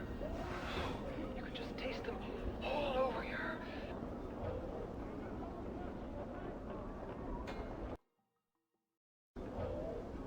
Alright, we have to find someone called Braskin.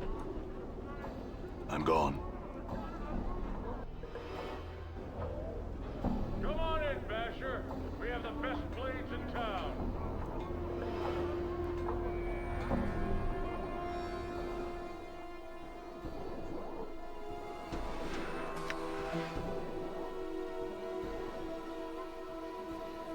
Assuming I'm in the southwestern portion of the hive. What's up? Okay. Can't afford to get caught off guard, Cutter. We saw what we top of the line. All right.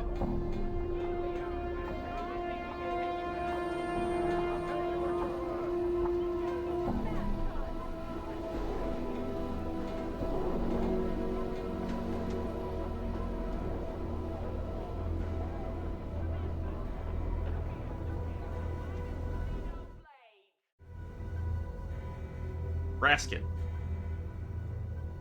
In a loud, booming voice, Braskin asked, "What in the name of the abyss are you doing in my house? Leave now before I make you even more ugly than you already are."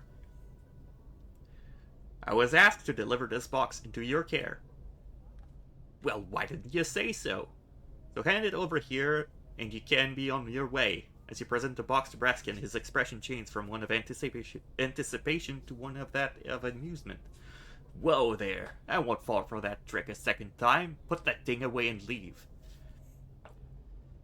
"I don't understand. Won't anyone take this box? First Quatra, and now you." "Did you say Quatra?" Braskin lets out a great bellow of laughter. "Why, that's the fellow who bought the box off me. Though he got the best of me when he bought it. Guess he figured the gem alone was worth more than the price he paid me. Poor fellow didn't realize what he'd gotten himself into until it was a jill too late." "What's so horrible about this box?" "You mean you really don't know anything about the box you're holding?" "Well, I guess it won't hurt to tell you what I know. First off, don't get any ideas in your head. The curse on that box only affects the current owner of the box. And to be the owner of the box, you have to willingly take possession of it. There goes the idea of just leaving the box for someone else to find. So what's in the box?" "Now that is a good question. The box has been rumored around the hive since anyone can remember. There are many rumors flying about. As you can imagine, over time, the truth has been warped a little bit further with each retelling of the story." "Go on." "I've heard many a story about that box, and they all seem to have a recurring theme. The name given to that foul thing is Morador's box.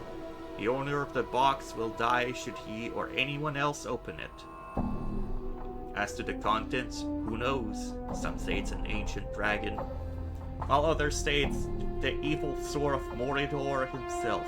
I cannot tell for sure, but just by looking at it, any soul can tell it's something evil, and one would have to be a fool to open it.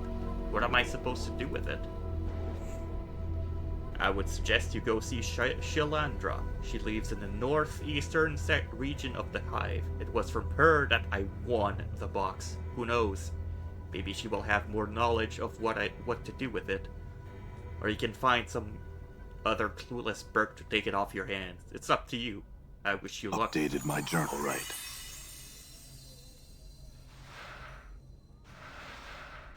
And you have nothing. I'm gone.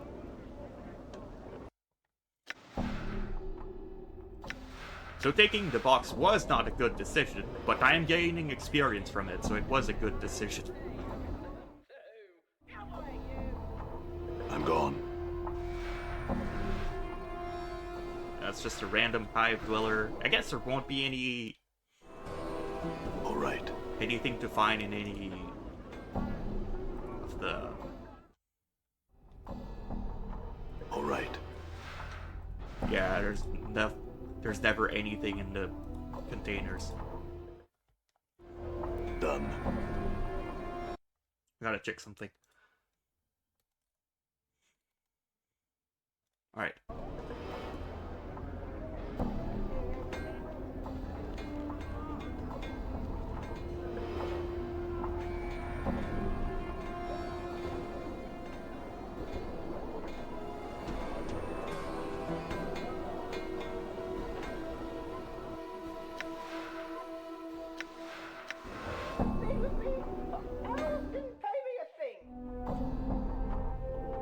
All right.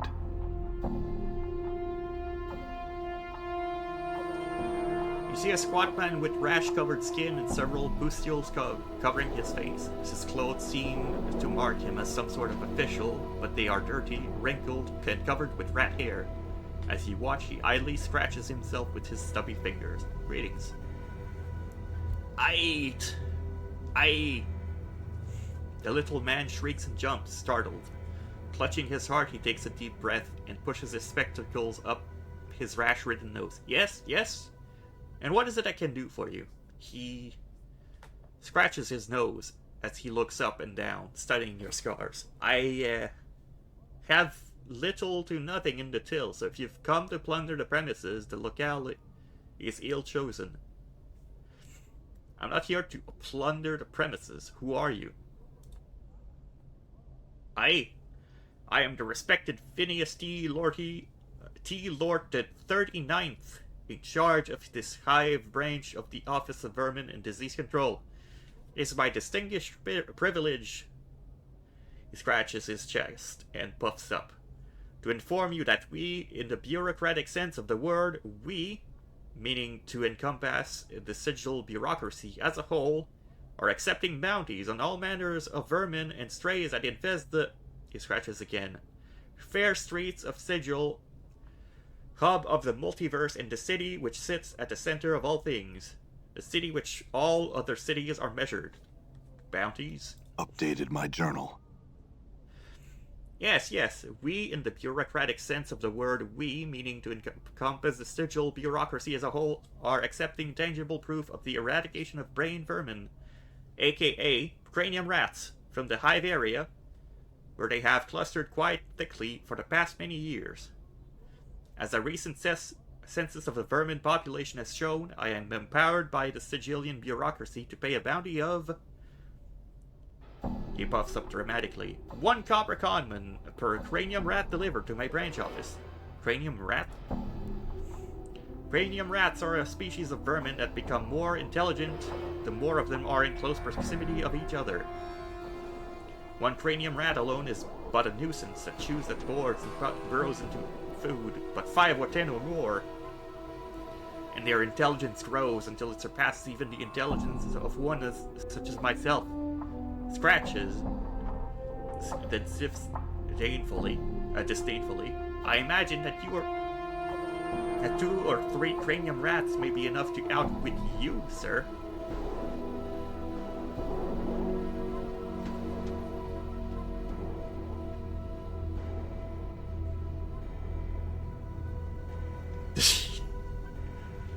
Wow.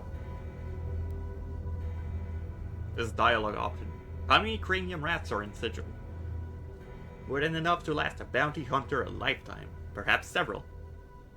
Add some other questions.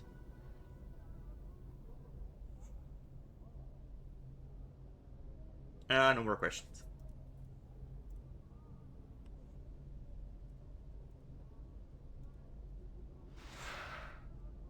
And there's just junk in here. All right.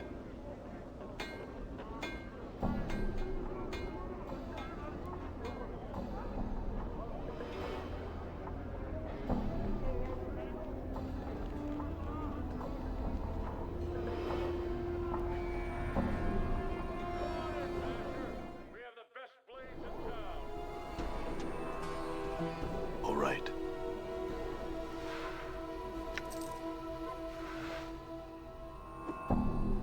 Oh, okay. They do mind me taking stuff.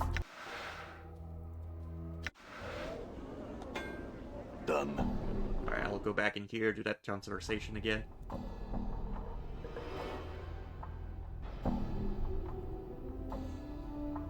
Updated my journal.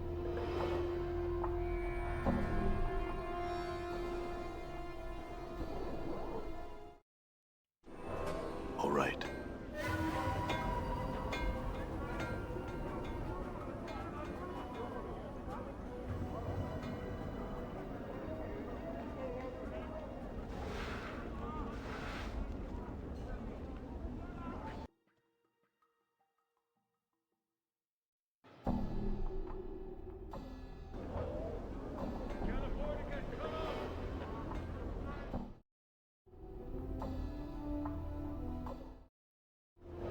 I'm gone.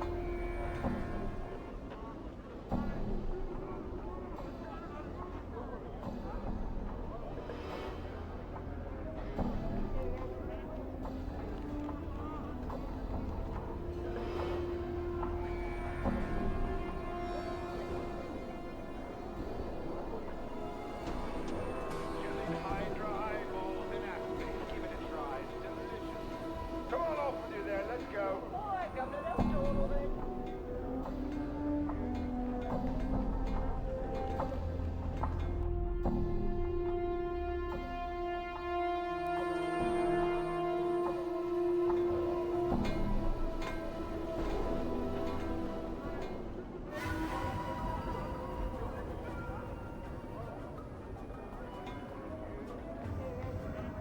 Okay, so the Hive thugs do attack people. I'll have to keep that in mind. Maybe I should fight back or something. Next time I see him. Or next time I see him going after me. Done. If they show it to me, I'll pay for something I can't see. I'm gone.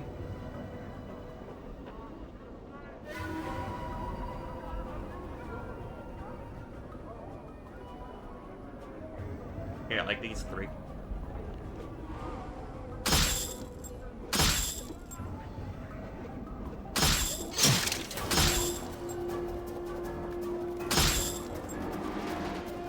Damn it.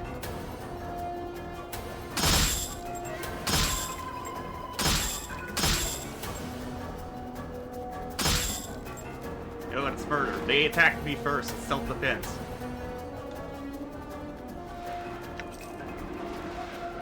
Plus, it doesn't seem like anyone really cares. Yeah, look at this guy. He's running away like that.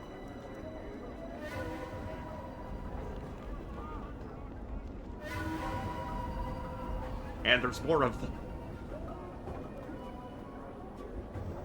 Did you see Done. that?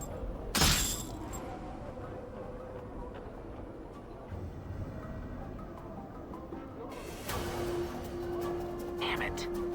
Damn it. Critical miss. What's up? Okay. All right. Well, I can abuse the enemy AI, apparently. Yeah. Good as done. All right. Once they pick me as their target, they're not gonna turn. Damn it.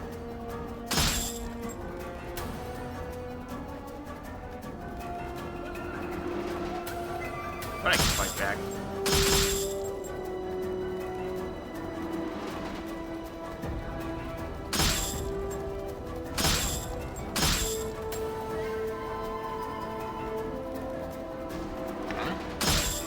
Ow. Get back here.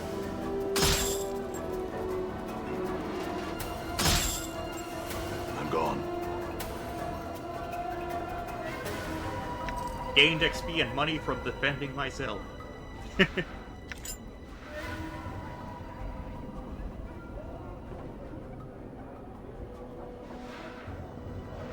Out to get for the rusty dagger, though.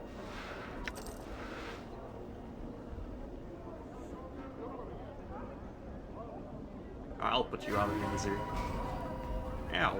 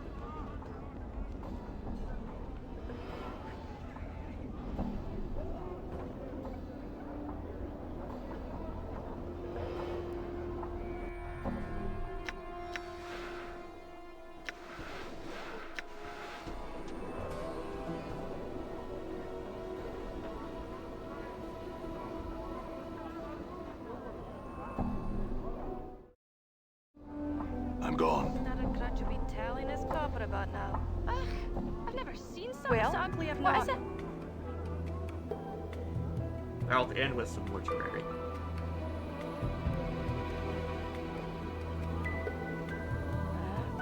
Looks like the Dusty's lost one of their dead.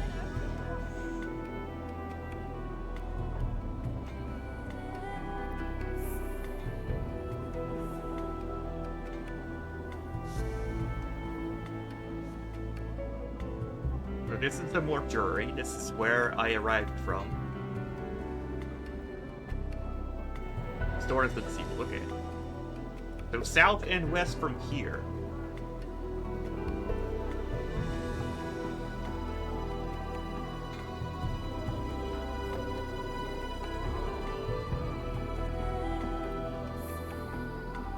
Oh, right, but there's also the box to Shielandra. Northeastern section of the hive, which is here.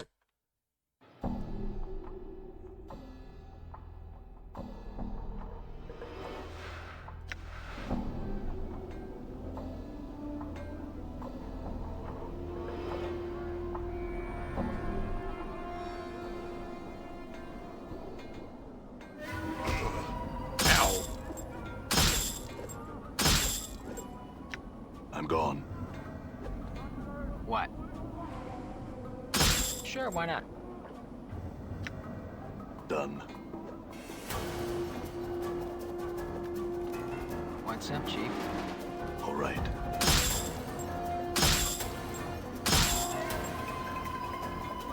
What's the word, Chief? I'm gone. They attacked me first, What's up? Snake. Is there alignment in this game, or are you generally rough McMurder? Done. Yeah. I don't know. Done. Huh? Sure, why not?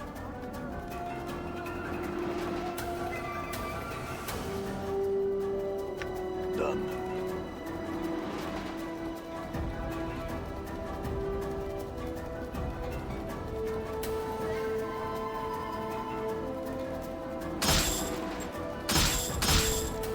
Ow.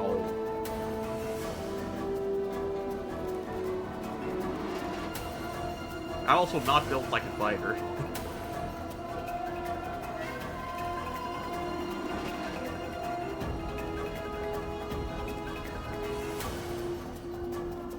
Okay, so melee combat is clunky.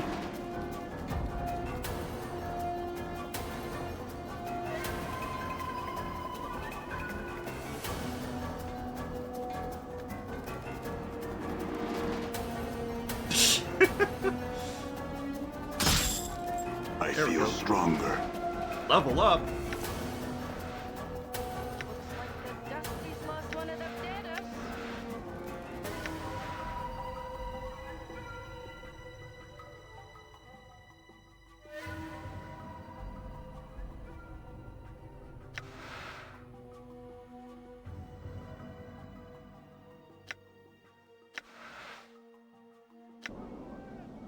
Actually, I will load. I feel stronger. The I don't know Dusties if I want to level up yet. I want to see if I can't change class to mage somehow.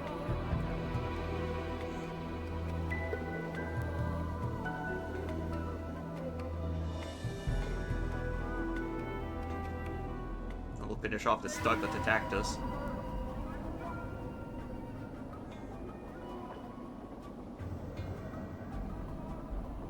Here we go again.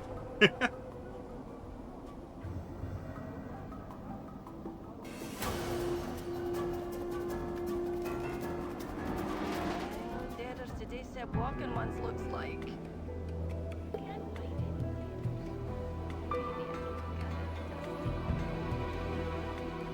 Hey, we're being watched, Chief. Just look natural. Casual. All right.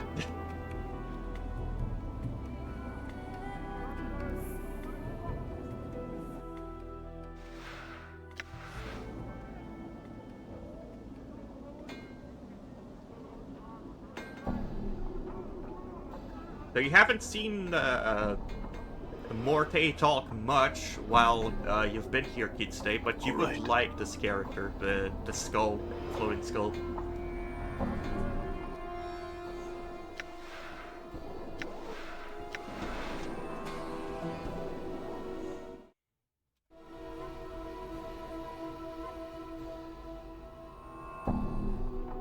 And yet another interruption. A person who cannot even find privacy within one's home. Please leave before I summon the guards, or better yet, I'll try out a new spell I've been toying with.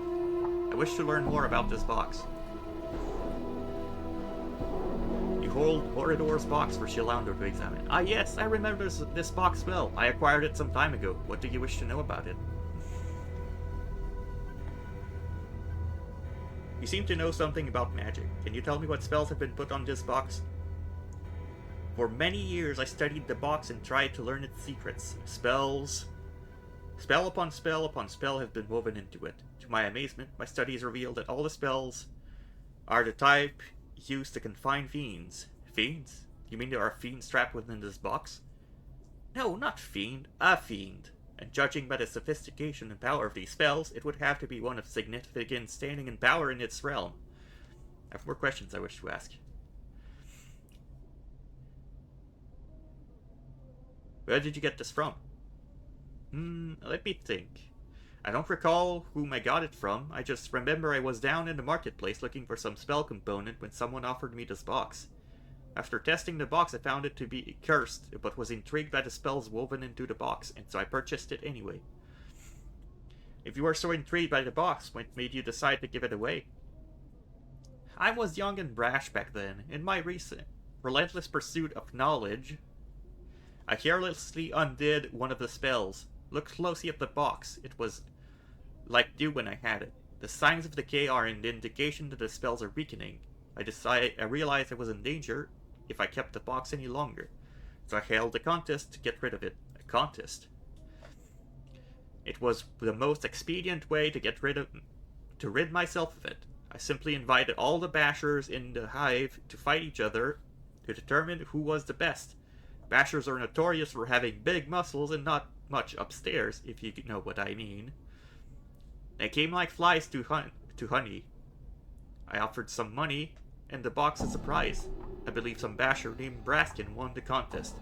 More questions I wish to ask. Can you safely remove the spells on this box? Seeking to remove yourself from this box, eh? That spell is the worst of them all. Basically, that particular spell draws energy from the current owner of the box and uses it to power one of the spells of confinement. That isn't the worst of it. The feed inside can spell this energy, and who would more than likely hunt down that person should it escape. It's really a no-win situation to own that box. Either it drains your energy dry, or the fiend within it kills you. Do you know the history behind this box? The only thing I've been able to learn is its name. It is called Morador's Box. As to who this Morador is or the origins of this box, I do not know. Is there a way to safely dispose of Morador's Box without hurting anyone?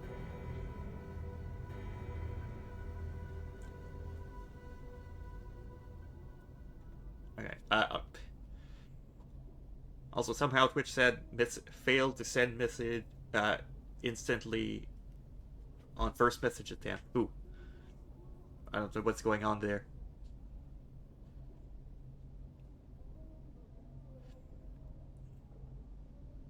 Why would I like him? He will destroy the Fenwilds. You'll see when he talks at some point. He's a lot, he's like the character that's very humorous in this game. Open the box, the fiend to death, and beat the fiend to death with your frog staff. I don't know if I'll open the box. I am not strong enough to fight or banish such a creature. It's been ages since I've been here. There was a cathedral located in the middle of Alley of Dangerous Angles. A priest or someone who gains their power from a higher source might be able to help you. You've been a great help, thanks. Updated my journal. I'm gone. Yeah, but I read it late. All right.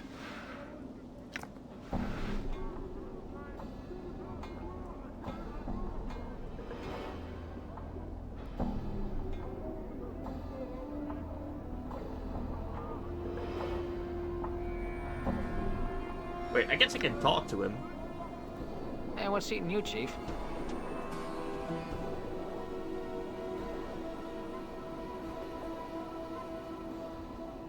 How did you die, Morte? No idea, Chief. I kinda forgot when I died. Can't say I blame myself much. At least there was something waiting for me after I died, even if it is my life as a floating skull. I mean, it could have been worse. What happened to your body? I don't know, alright? It's just gone. Morte glares at you. I don't think I miss it, because I'm happy just the way I am, and I don't need your help with judgments or snide remarks, alright? I see. I have some other question. Oh wait, no. Whatever, let's go. Come on, shake a leg. Morte glares at you. I'm not convinced you aren't some sort of walking curse that's destined to follow me around. Look who's talking. Let's go. Oh, he doesn't talk about it. Hey, what's eating you, Chief? Morte, I don't mind you tagging along, but is there anything else you can do except chatter? Hey, chattering's my best trade. He rattles his teeth for a second and grins. Eh? Eh? Oh, that's good to hear. No, but seriously, Cheek, I got a knack for chattering in just the right way. I can really bend an ear, if you know what I'm saying. I got insults, backtalk, stuff that'll curl someone's ears into their skulls, you know? He's like a little shit like Touchable. Exactly! How's that useful? It's one of my melee talents. I call it my litany of curses. You see, sometimes I can bend someone's ear with just the right comment. Of course, then I usually have a lot of running afterwards, but you get the idea. How does it work? Updated my journal.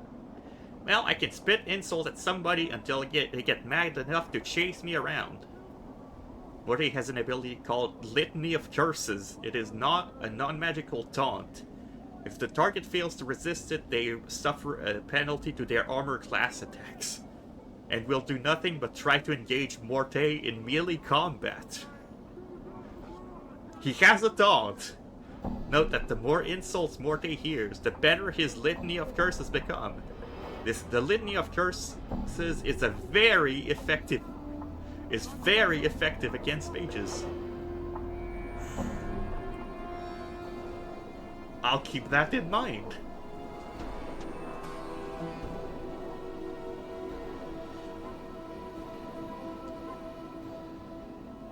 And tell me about Sigil. Sigil's a ring-shaped city that's squatting on top of an infinitely tall spire in what some claim to be the center of the plains. Of course, how it could be at the top of an infinitely tall spire and how the city could even be at the center of the plains raises some questions. Anything else? Sigil's called the City of Doors, mostly because there's a lot of invisible doors that lead in and out of it. Just about any arch, doorframe, barrel hoop, bookshelf, or open window might be a portal under the right conditions. It all depends on if you have the key to open it. Keys. See, I guess the best way to explain it is most portals are sleeping, right? You could walk right through them, by them, on top of them, and nothing would happen. Now every portal has something that wakes it up.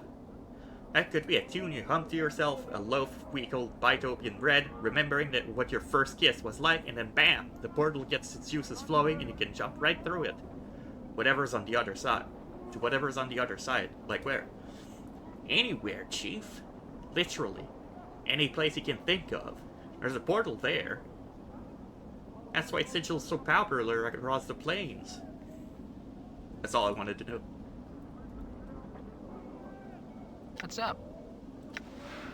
So he has a litany of curses Sure, why that I not? learned about. Done. And I have raised it.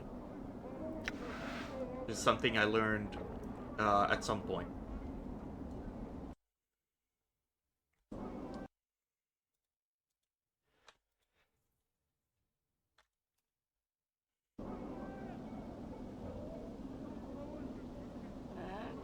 Looks like the Dusty's lost one of them deaders. Maybe I can count on The Alley of Dangerous Angles. Wait. That wasn't in the southwestern portion.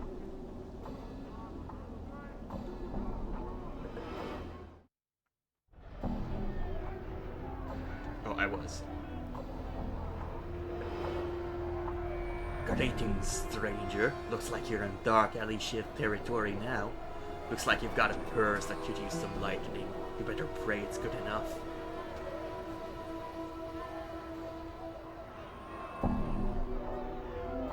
I already paid this time through. Looks into the shadows, makes a hand motion. It looks back at you. No, you didn't. You're gonna die. Fight. Go. I feel stronger. Gone. I'm back before the box. Okay, I'll do a bunch of dialogue options. Real quick.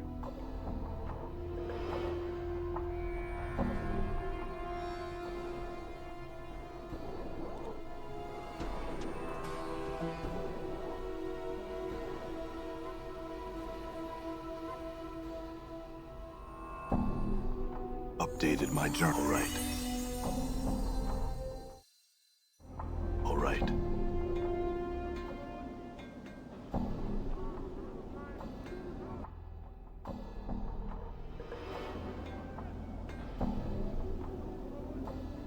Right, and I had talked to Morte. Hey, what's eating you, Chief?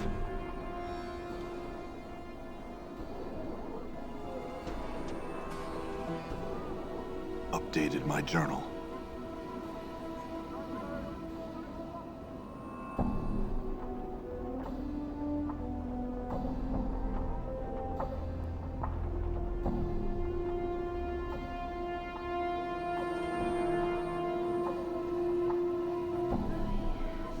Okay, so From what I understand, if I insult Morte, he gets stronger.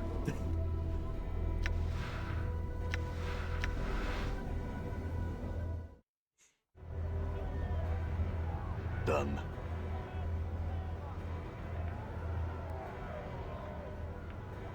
I need to talk to your leader. Rotten William? I'll let you in to talk to him as soon as you let me take a look inside that purse. No, it's not that important. Please.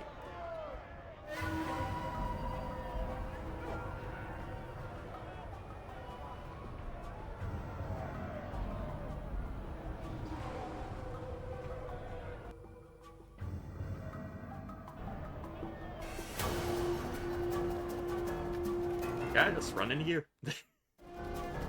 I'm gone.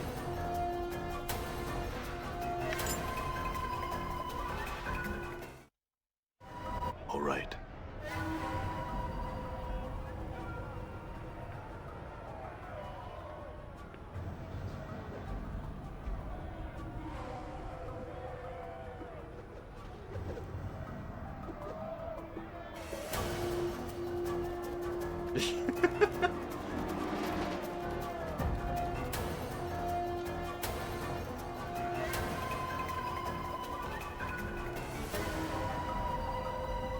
Okay, bye.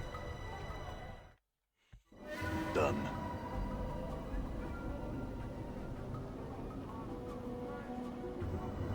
Ugh, I've never seen something so Well, ugly. I've not. What is it? Oddly enough, south and west of Mortuary, there's an alley filled with heavily armed thugs. Know anything about that? Oh, aye. Well, maybe you're best asking them where old Starter Clutch is.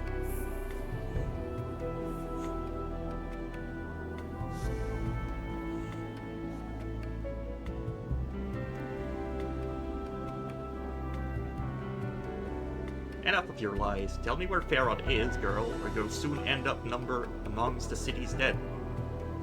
Bar that, I had nothing more to say, you forget.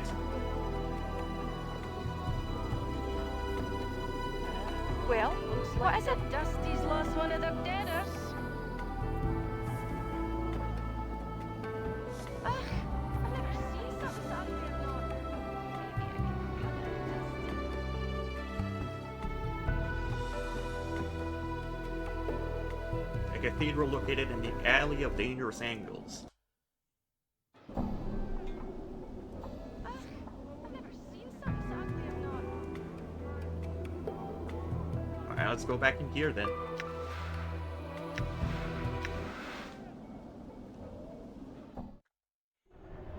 I'm gone.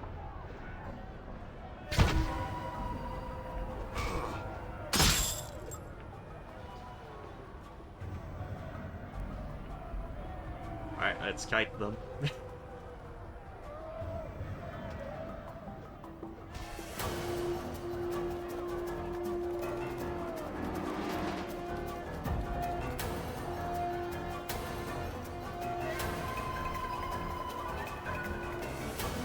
I'm hurt. Ah, great. I hope he doesn't lose his memories this time. Oh, feel all stiff. I feel stronger. Gone. Alright, let's go back here. I'm gone. Don't let it Ow. end like this.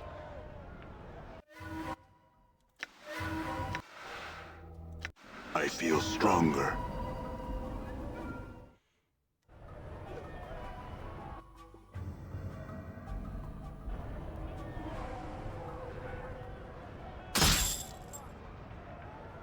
I'm gone.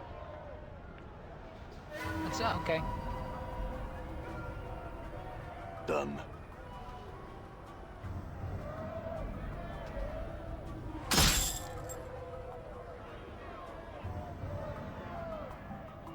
Yeah?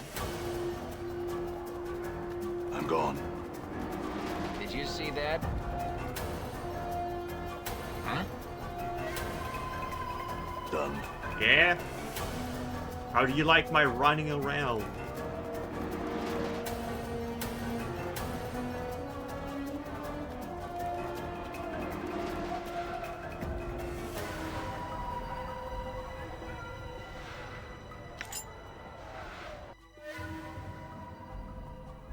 I think I'll put all my valuables on Morte. Like the things I can sell.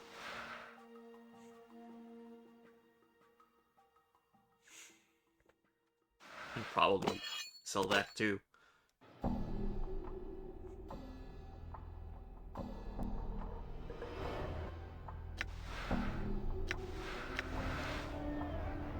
What? Okay.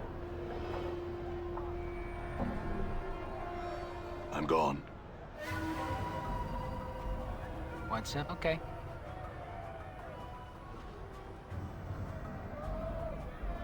All right. What's the word, Chief? Okay. I'm gone. What's up? Good as done.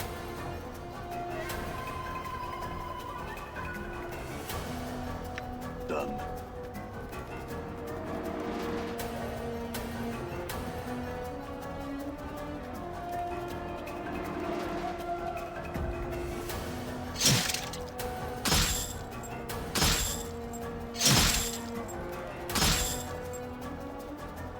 Yeah, okay. I'm gone. I'm gone. All right.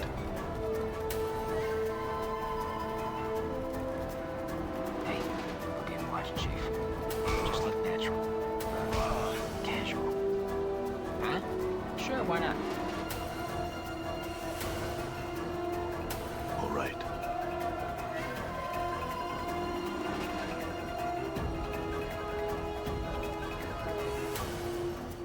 You choose your guy, or is it only one choice? I can choose both of them and then move them around however I want.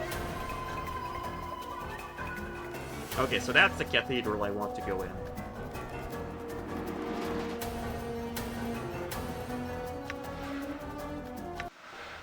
I love this I one. feel stronger. Done. What's up? Good as done. I'm gone.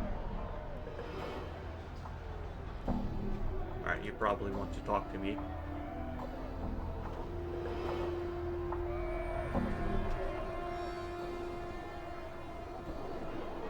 Fine, I'll wait here. All right.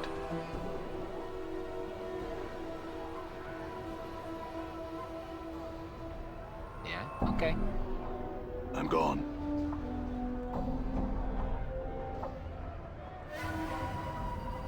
Huh? All right. What? Sure, why not? All right. What's up, Chief?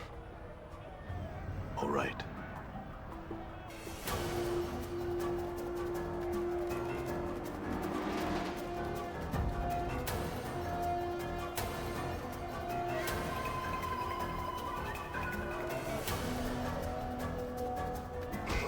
Damn it. You see that? What's the word? Okay. Done.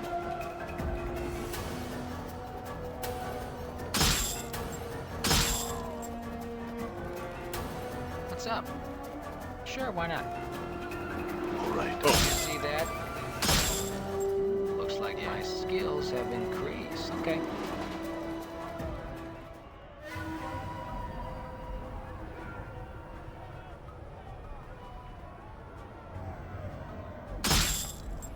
I'm gone. Huh? Good as done. Done. What? Good thing AI is pretty dumb and they won't fight back against the skulls they've targeted me. Ow. See that?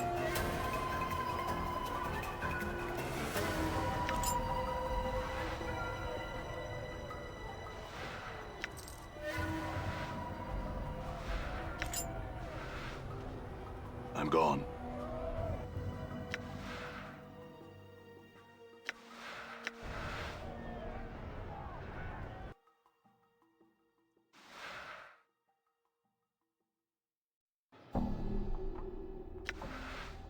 I have a bunch of healing items I might as well start using. Bandages heal 3. Blood clots heal, clot charms heal 9.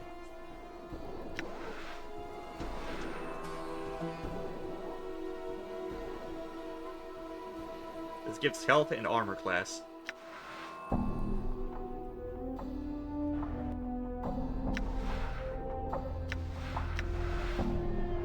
I guess I should use bandages first if I do something.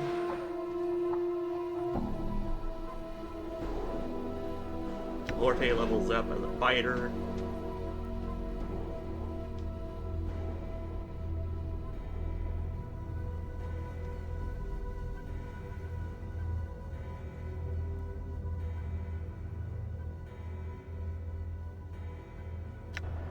What's up, Chief? Okay. Done.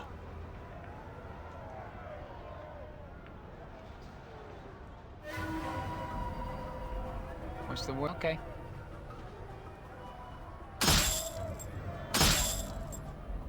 Done. Easy.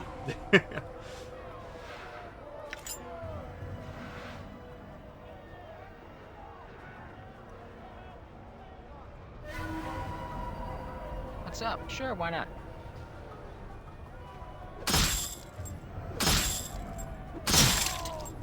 Man, Morte is strong. Or a floating skull.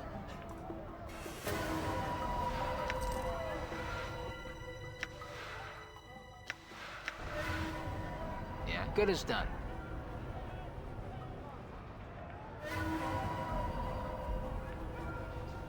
Done.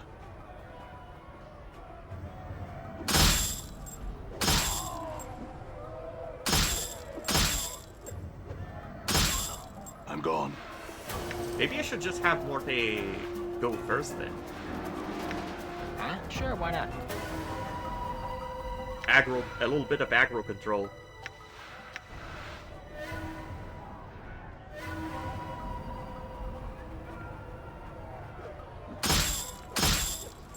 So lets me join the Damn. fight Damn later. it. Did you see that? All right. What? Okay.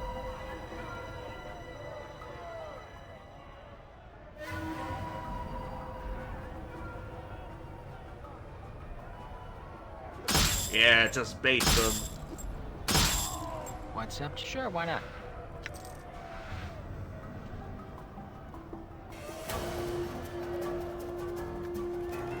Did you see that? I'm gone. What's the... Okay.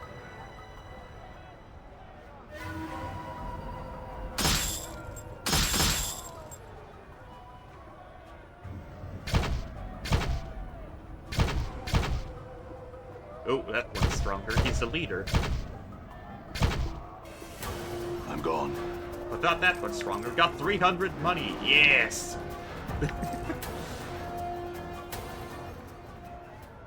What's up? Good as done. All right. Yeah? Huh? I'm gone.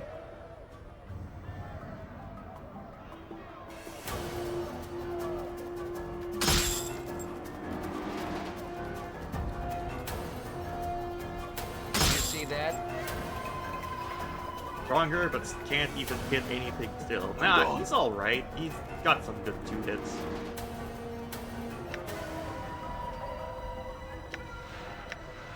Done.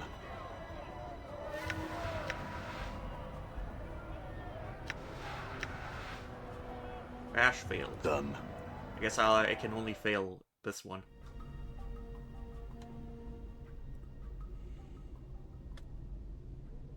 Greetings. I wasn't doing nothing, I swears it. Why don't you tell me what you weren't doing? He looks at you as if he was about to tell you something and quickly dashes for the door. Done. No. Oh. Silverine. All right.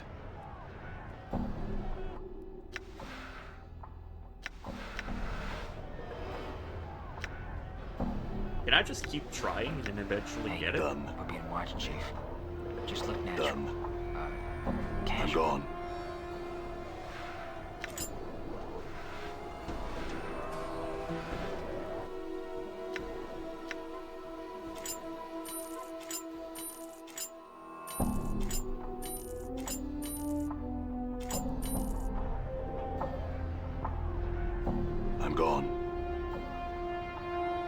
church entrance is on this end.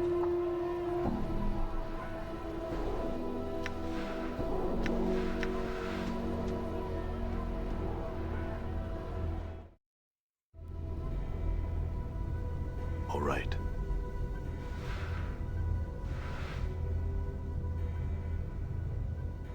Welcome to the Cathedral of Eoskar. Have you come to worship Eoskar with me? You can be his second disciple. I come here seeking counsel concerning a box and a fiend. Explain to him your predicament. Aola seems to consider things for a moment, and then speak to you. I, a humble disciple to the great Eoskar, can indeed help you. First, you must relinquish the box to me. Aola places Morador's box within a wire pyramid-shaped structure and then mutters a prayer to Eoskar. The familiar shimmering of a portal soon fills in the sides of the pyramid. Aola then casually reaches through the portal and flips open Morador's box. You scream in an attempt to stop him, but are too late. Almost instantly, the box begins to disintegrate as a sickly smoke begins to fill the interior of the pyramid. A feeling of immense dread fills the room, and it is all you can do to keep yourself from bolting from the tent. You notice that the tendrils of smoke touch the sides of the pyramid. They are drawn into the swirling vortex of the portal. As the last tendril of the smoke disappears, the feeling of the dread passes.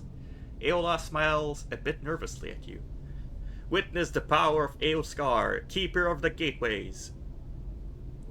I'm sure a fiend of such power that it required so many spells to contain it will have no problems making its way back here, and when it does, it's going to be looking for you. I have taken that into consideration. You see, each side of the pyramid contained a portal to a different plane. In effect, I scattered its essence far and wide across the multiverse. Did you know there are races out there that consider demons as a sort of delicacy?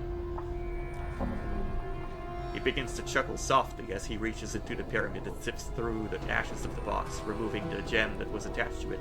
Payment for my services. I will use this to help rebuild my beautiful cathedral. Keep the gem. You have more than earned it. Farewell. Updated my journal. Yeah. All right. Quest complete.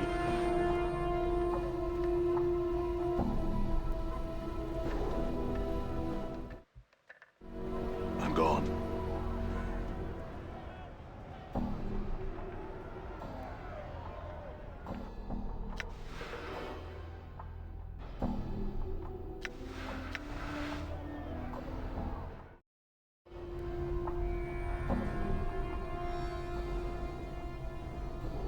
Greetings.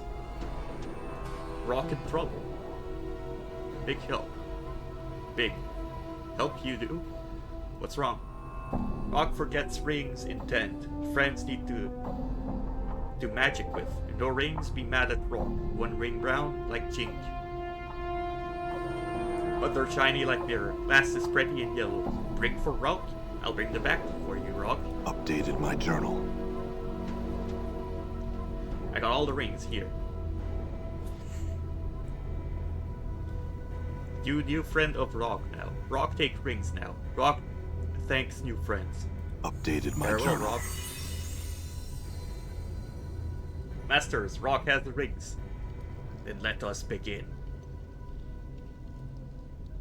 Abracadabra. Oops, brah.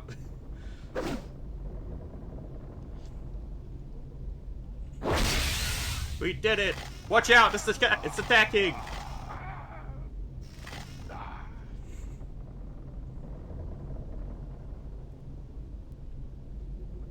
You see what appears to be an ordinary limblin. It's hard to believe that this cute little creature slaughtered 5 wizard apprentices with such ease.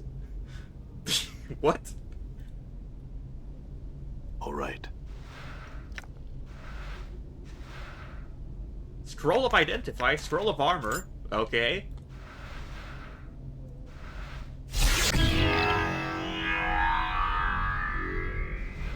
Save versus spell. Oh.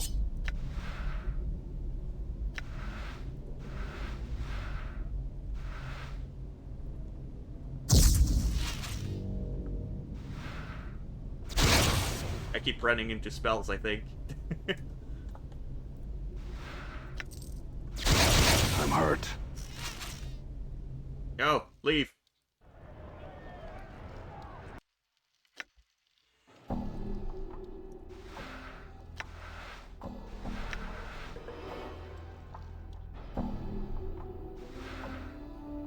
Usable only by mages. I'm not a mage. Yes. What is I'm going gone. on? What? All right. I keep seeing spells. All right.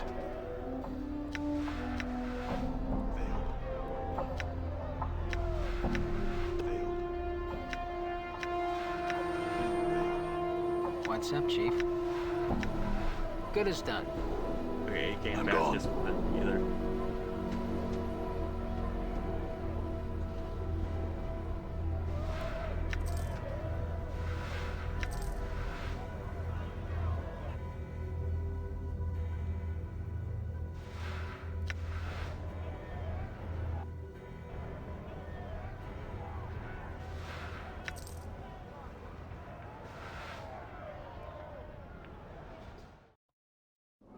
I'm gone.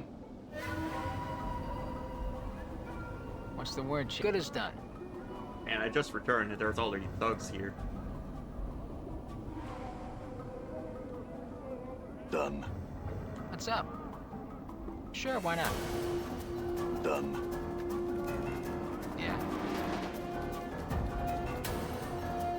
All right.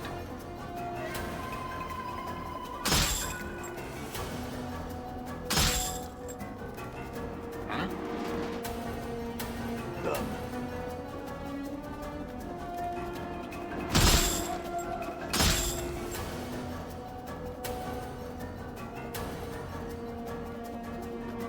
Damn.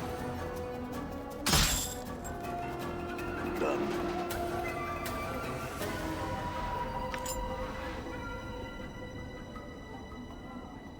I'm also not doing all that well in combat because I'm built like a caster.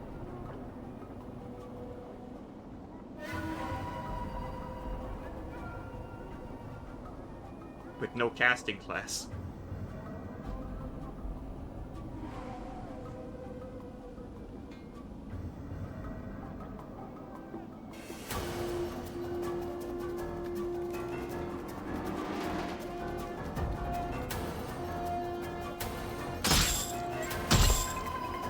Done.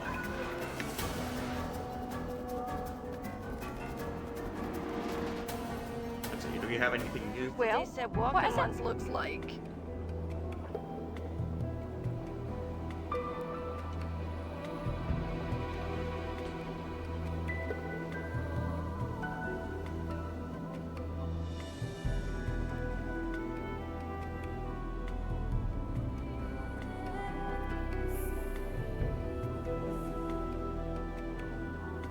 Well, what is Looks it? like the Dusty's lost one of their deaders.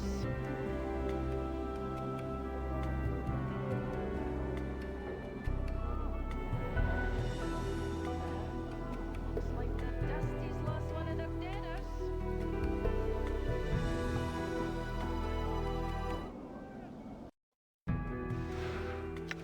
Okay, my goddess see Marv is back here. We'll at least finish the box quest thingy.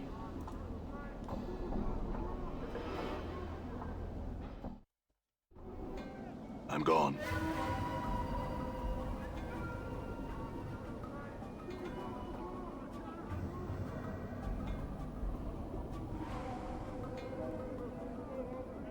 Here you go, Cutter. She's all yours. Mar's eyes take on a wild look as he sees you approaching. In a high, screeching voice, he asks, "What are you doing back here? Don't come back till you be delivering the box." Got rid of the box. It does be hard good to hear that. Before you kills me for the horrible deed of tricking you into taking that box, please let me try to explain. I'm listening. Explain yourself. The long and the short of it is that the box has been around long enough. As long as anyone can remember. Chances some folks were fighting, and when they was done, a huge demon was imprisoned inside the box. Other folks say an evil wizard made it just for seeing others suffer. No one rightly knows what the truth behind the box be, but the owner of the box will die should it be opened. Why didn't the owner of the box just put it where no one could find?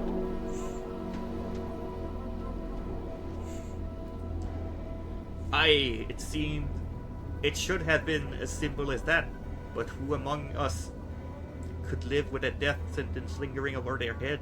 It would drive any sane man over the edge, having to worry about the whereabouts of the damnable box all the time. First, I haven't seen you around here before. You see, I needed a clueless berg such as yourself to accept the box and become the new owner.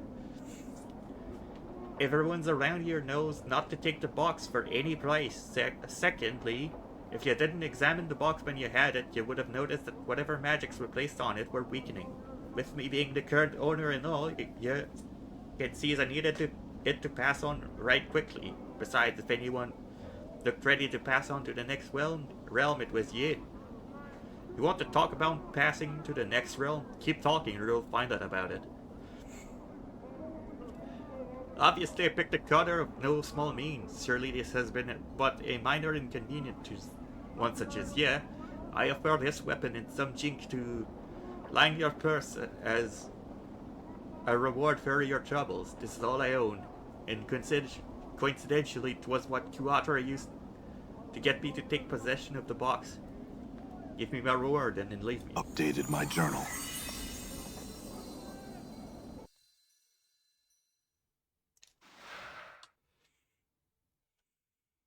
Got this axe, which... Oh, okay, there's an identify button. Scroll, spell, I can't do any of those.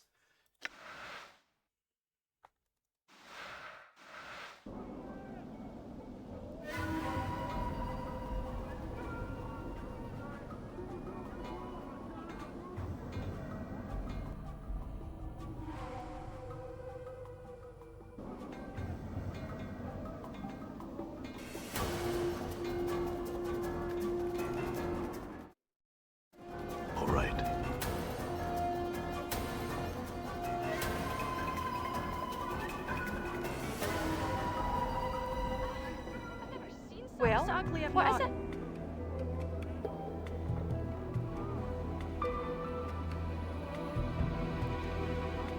I know Dad Well, today said what is walking ones looks like. Okay, that doesn't really help much.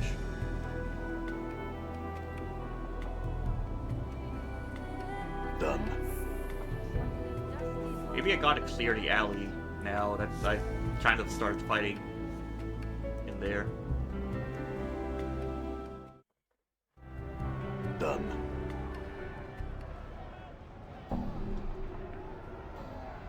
What?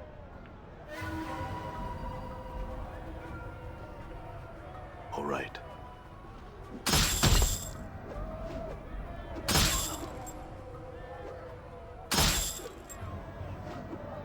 Damn it. All right.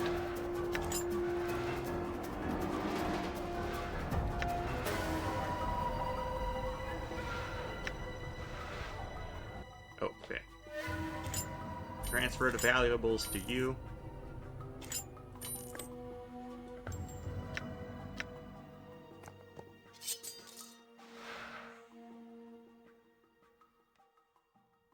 Ooh, that's a better weapon.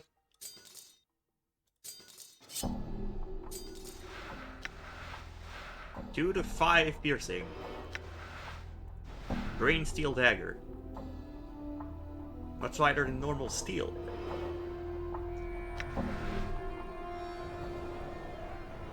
All right. What's good is done.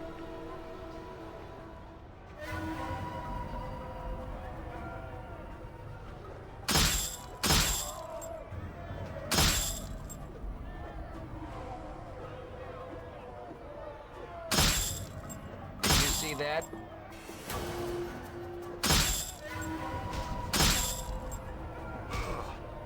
Done.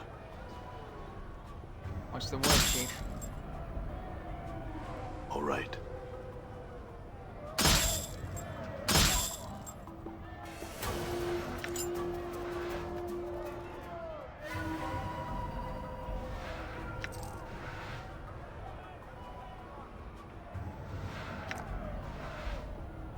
What's up?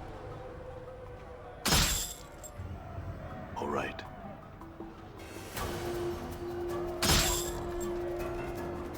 Yeah. Done.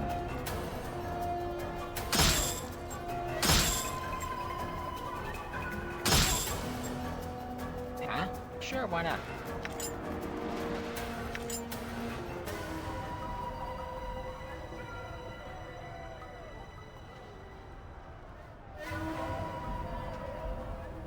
Done.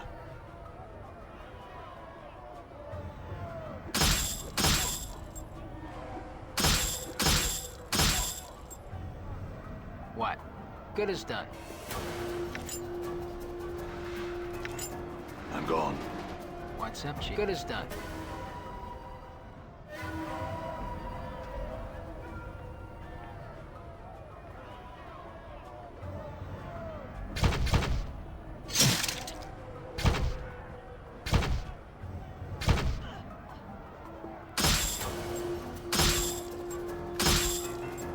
All right.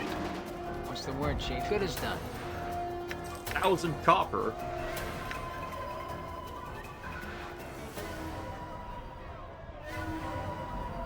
What's up? Sure, why not? Done.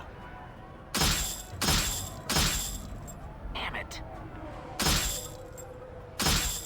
Done. Did you see that? I'm gone. Yeah. Sure, why not?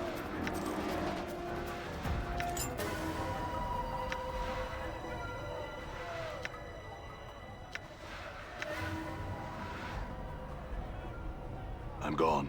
Huh? Sure, why not? All right. What? Okay. Done.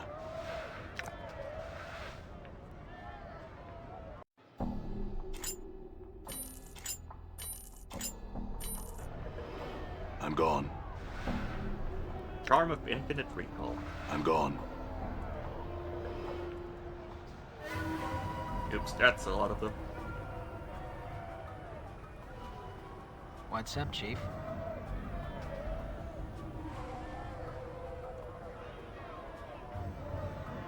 Die.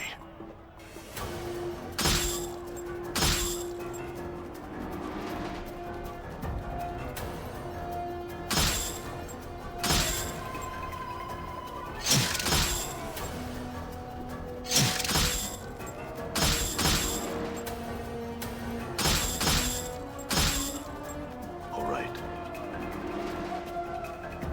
What's the word, Chief? Sure, why not? Okay, Morte is full, All right. and I'm probably about to be full too. All right. I'm gone. Yeah.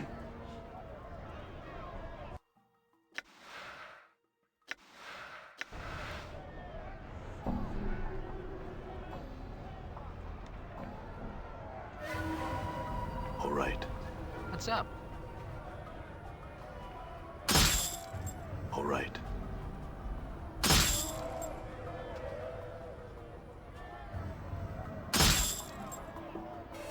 Yeah, okay. Huh? Okay. Hey, All right. don't be a watch, Chief. Just look natural. Casual. Probably don't need this note anymore.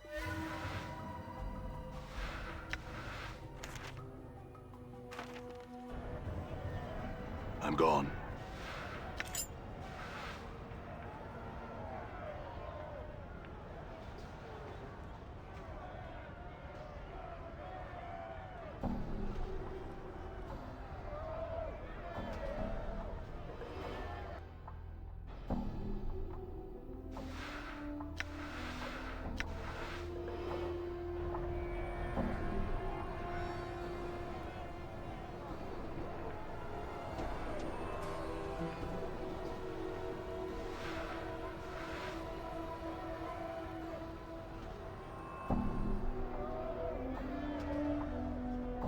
I can go in the stent. Oh, I've been here before. Done.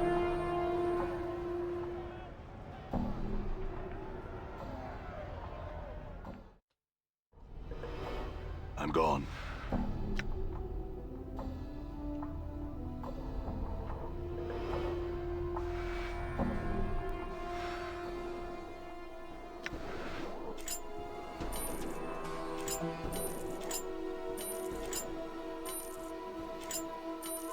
Ring reduces my AC. Maybe I'll not wear it. Done.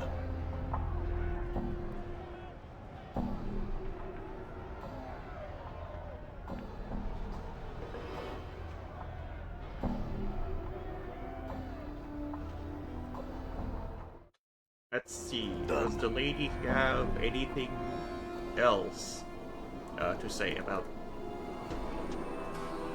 what I just did over there?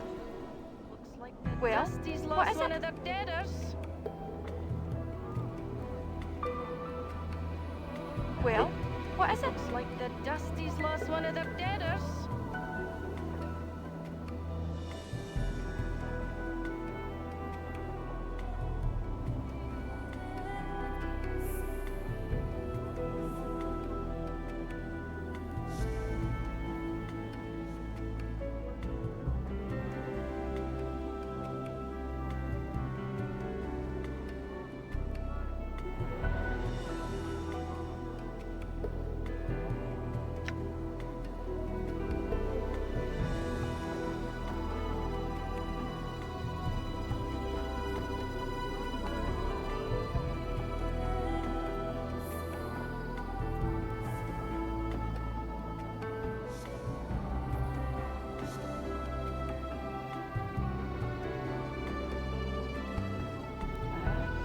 Looks like the Dusty's lost one of their deaders. Alright. I'm gonna save here and then keep it for next time.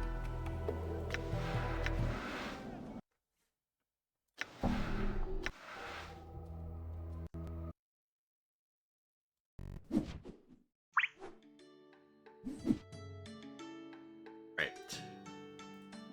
Quit the game, so I...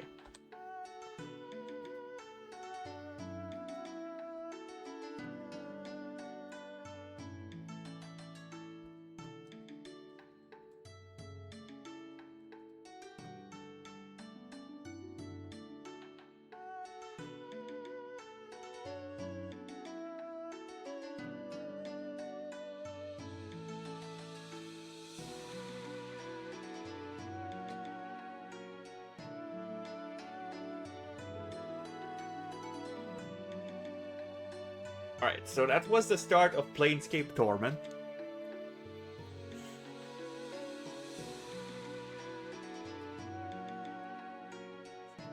And that's gonna be the game that I play on Thursdays from now on.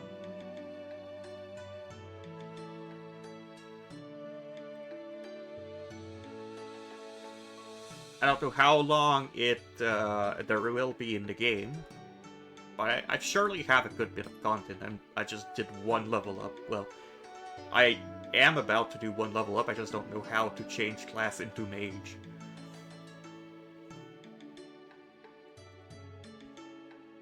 But I shall see who I can raid.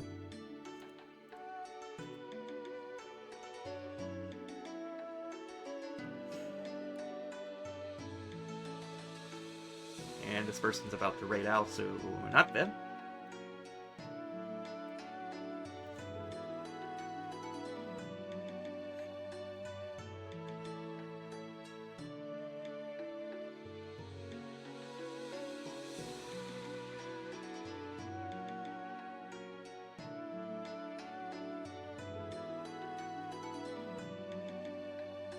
Those old games always got some funky going on. Yeah. The old games were very creative.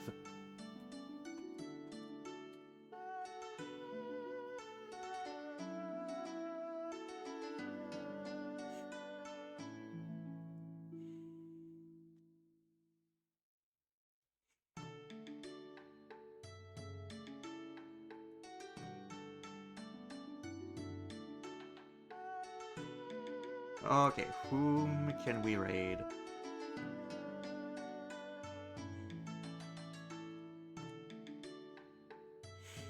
I think this game is like one of the... Like, it's well known, but only in certain circles. Like, I think if I try to talk about it to most people that I've met, except my family or friends of the family, they won't know what Planescape Torment is.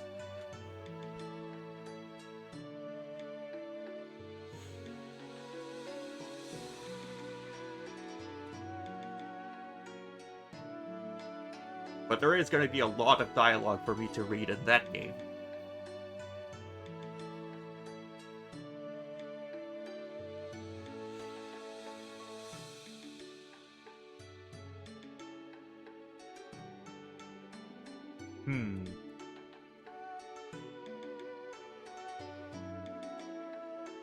There's someone that might know what the Planescape Torment is. Although they're playing South Park.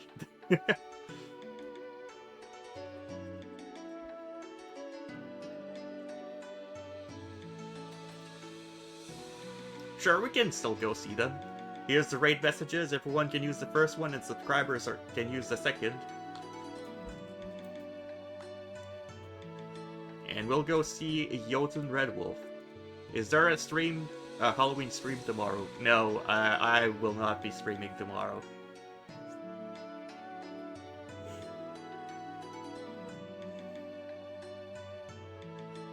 I am gonna take it easy.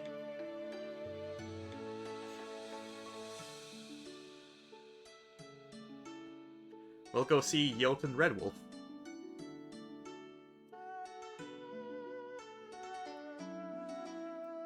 Yeah, thank you everyone for joining today's stream. I hope you all have... Well, my next one is on Sunday. It will be with Kitsune. We're going to continue playing Remnant 2. I hope you all have a good rest of the day and a good night if you're going to sleep. And I hope I can see you all next time. Bye-bye.